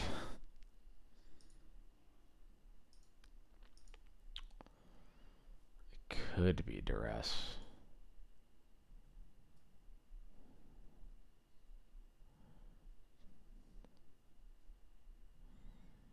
I don't think it's duress.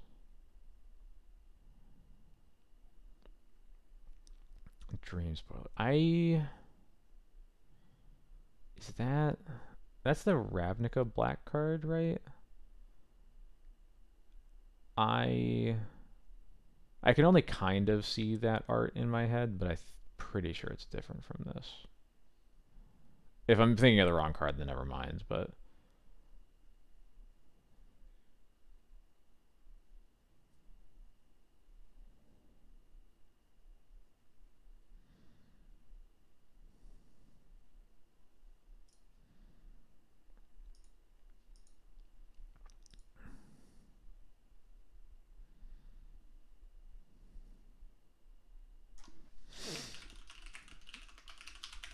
I think I'm willing to go for this unless we have a solid suggestion.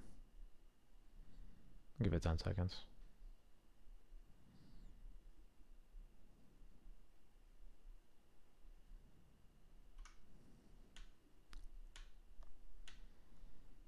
Okay. Last thoughts. There we go. It's from Gatecrasher. Draw a card, Cipher. It does not discard anything. Huh.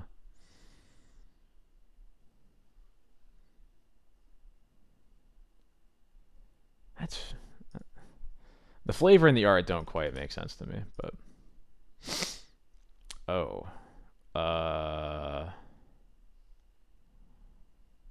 Is this the Carapace Forger? The like Metalcraft's Goyf, basically? Yeah, Carapace Forger.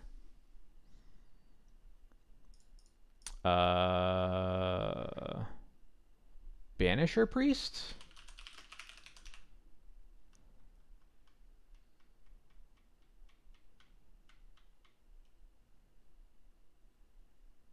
Nice. Okay, this one I got. Makeshift munitions.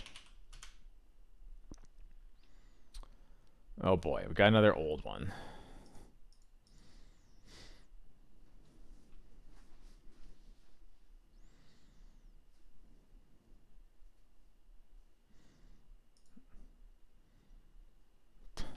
Amphibious Kavu, got it. That that actually makes sense now that I see it. 3 mana 2/2. Cool. Puppeteer Click? Right? Yeah. Let's go. What a cool card.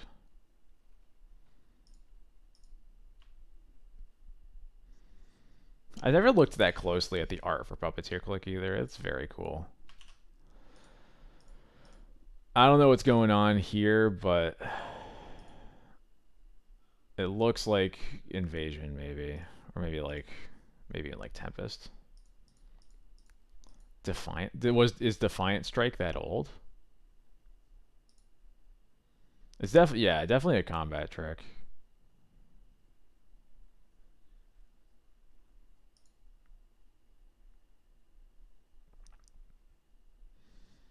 Oh, we have a year.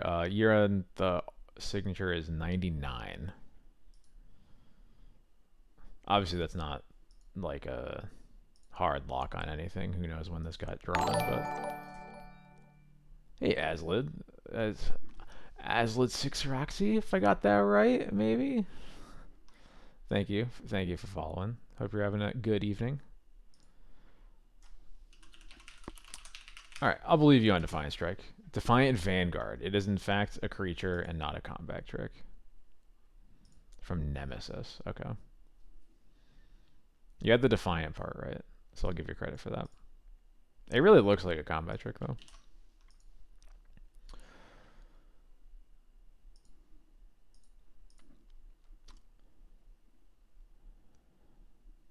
I got nothing.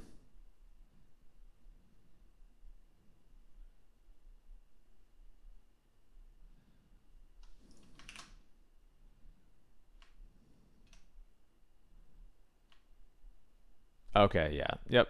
Yep, you're right. What is this? It looks really fucked up.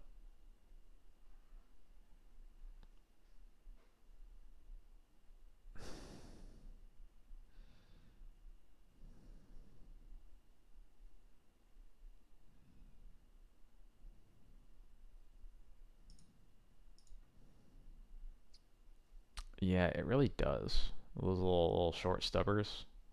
But they got the big scythe.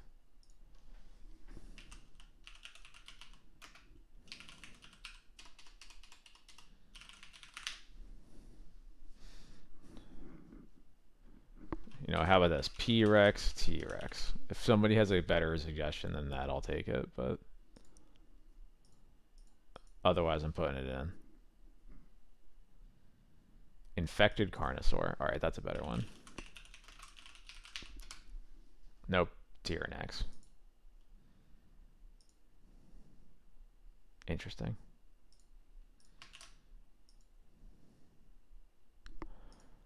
I'm never going to get this, but this looks weirdly familiar.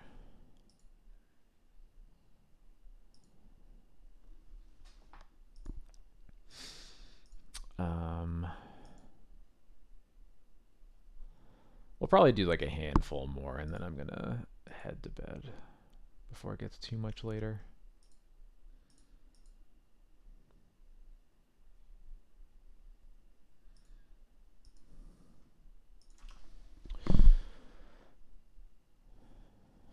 Yeah, Mirage makes sense. I do not have even the beginning of a card name here, though, so I'm going to give 15 seconds on this one. If anybody can give me something good.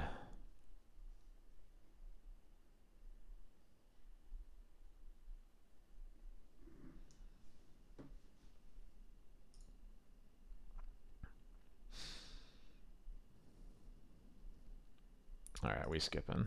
Teferi's Realm? What? What?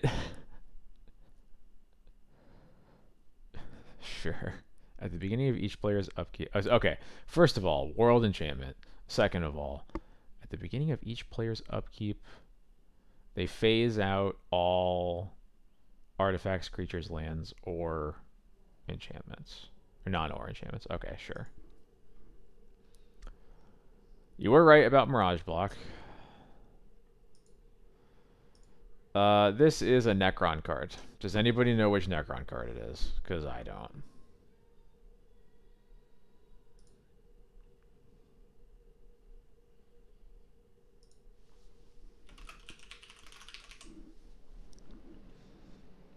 If someone doesn't know it in the first, like, 10 seconds, nobody does. So, yeah. Crypto Thrall, sure. I don't know why I'm looking at this.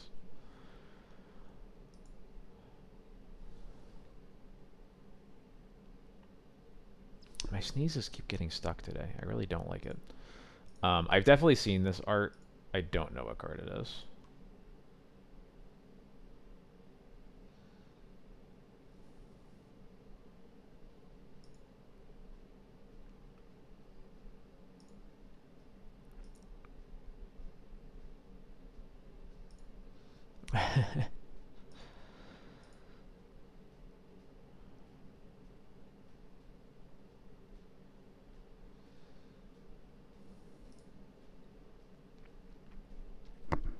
Maybe that is the play, but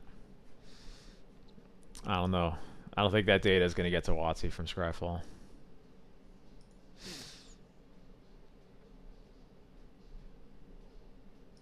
You got anything?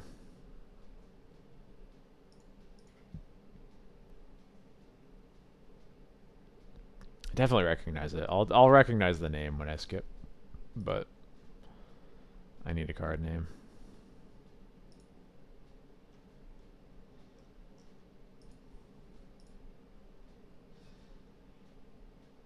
Alright, we're out of it. Extra arms. Whenever enchanted creature attacks, it shocks something. It's 5 mana? Yeah, okay. That's not good. I know things were different back then, but still. This is Return to Ravnica. It's a black enchantment that does something with discarding cards.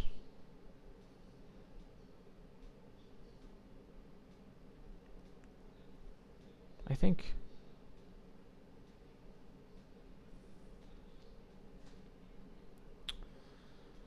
It's a 1 mana black enchantment from Return to Ravnica. Something Affliction, maybe?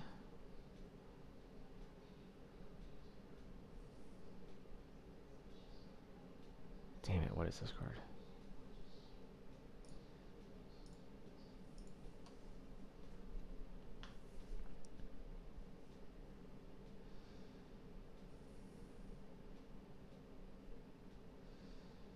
I'm on my own, I guess. Alright. Shrieking Affliction. That's what it is. Damn it. Shrieking Affliction. Yeah, lose life if you have... Yeah. It's like rack, sort of.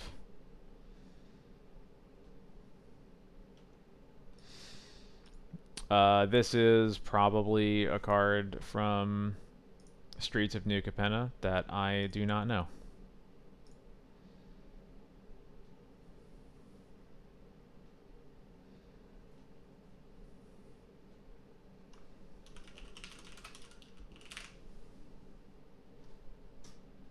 Anybody got anything better?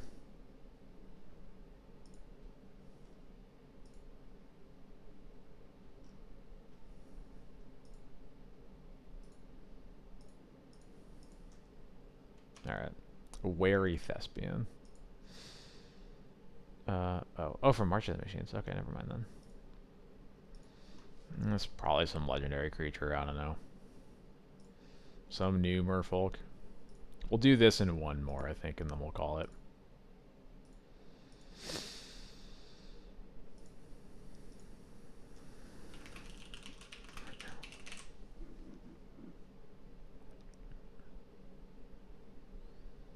I don't know for sure that it's legendary, but it has legendary vibes, so. Nice. I'm a genius. It's a Phyrexian Merfolk Wizard. Ooh, that's funny art. Almost certainly from Invasion, but no clue what it is.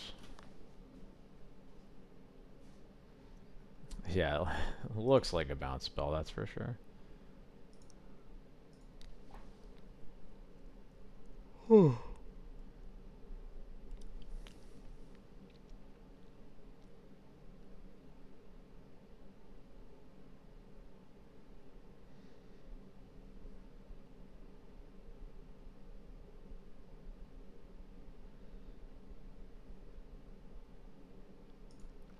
Alright, I'm going to call it Temporal Spring.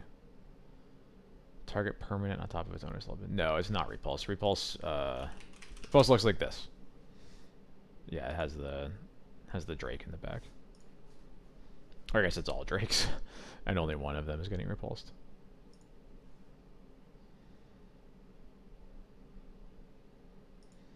Apparently still using that art too. Yep, never changed it. Good choice. It's a good one. Alright, we're going to call it there. I am officially ending the stream. Thank you everybody again for hanging out with me this late. I hope you enjoy your holidays, whatever your holidays that you may be celebrating are. I'm going to have some fun with my family for Christmas tomorrow. And I will catch you all on Thursday, normal time, 9 p.m.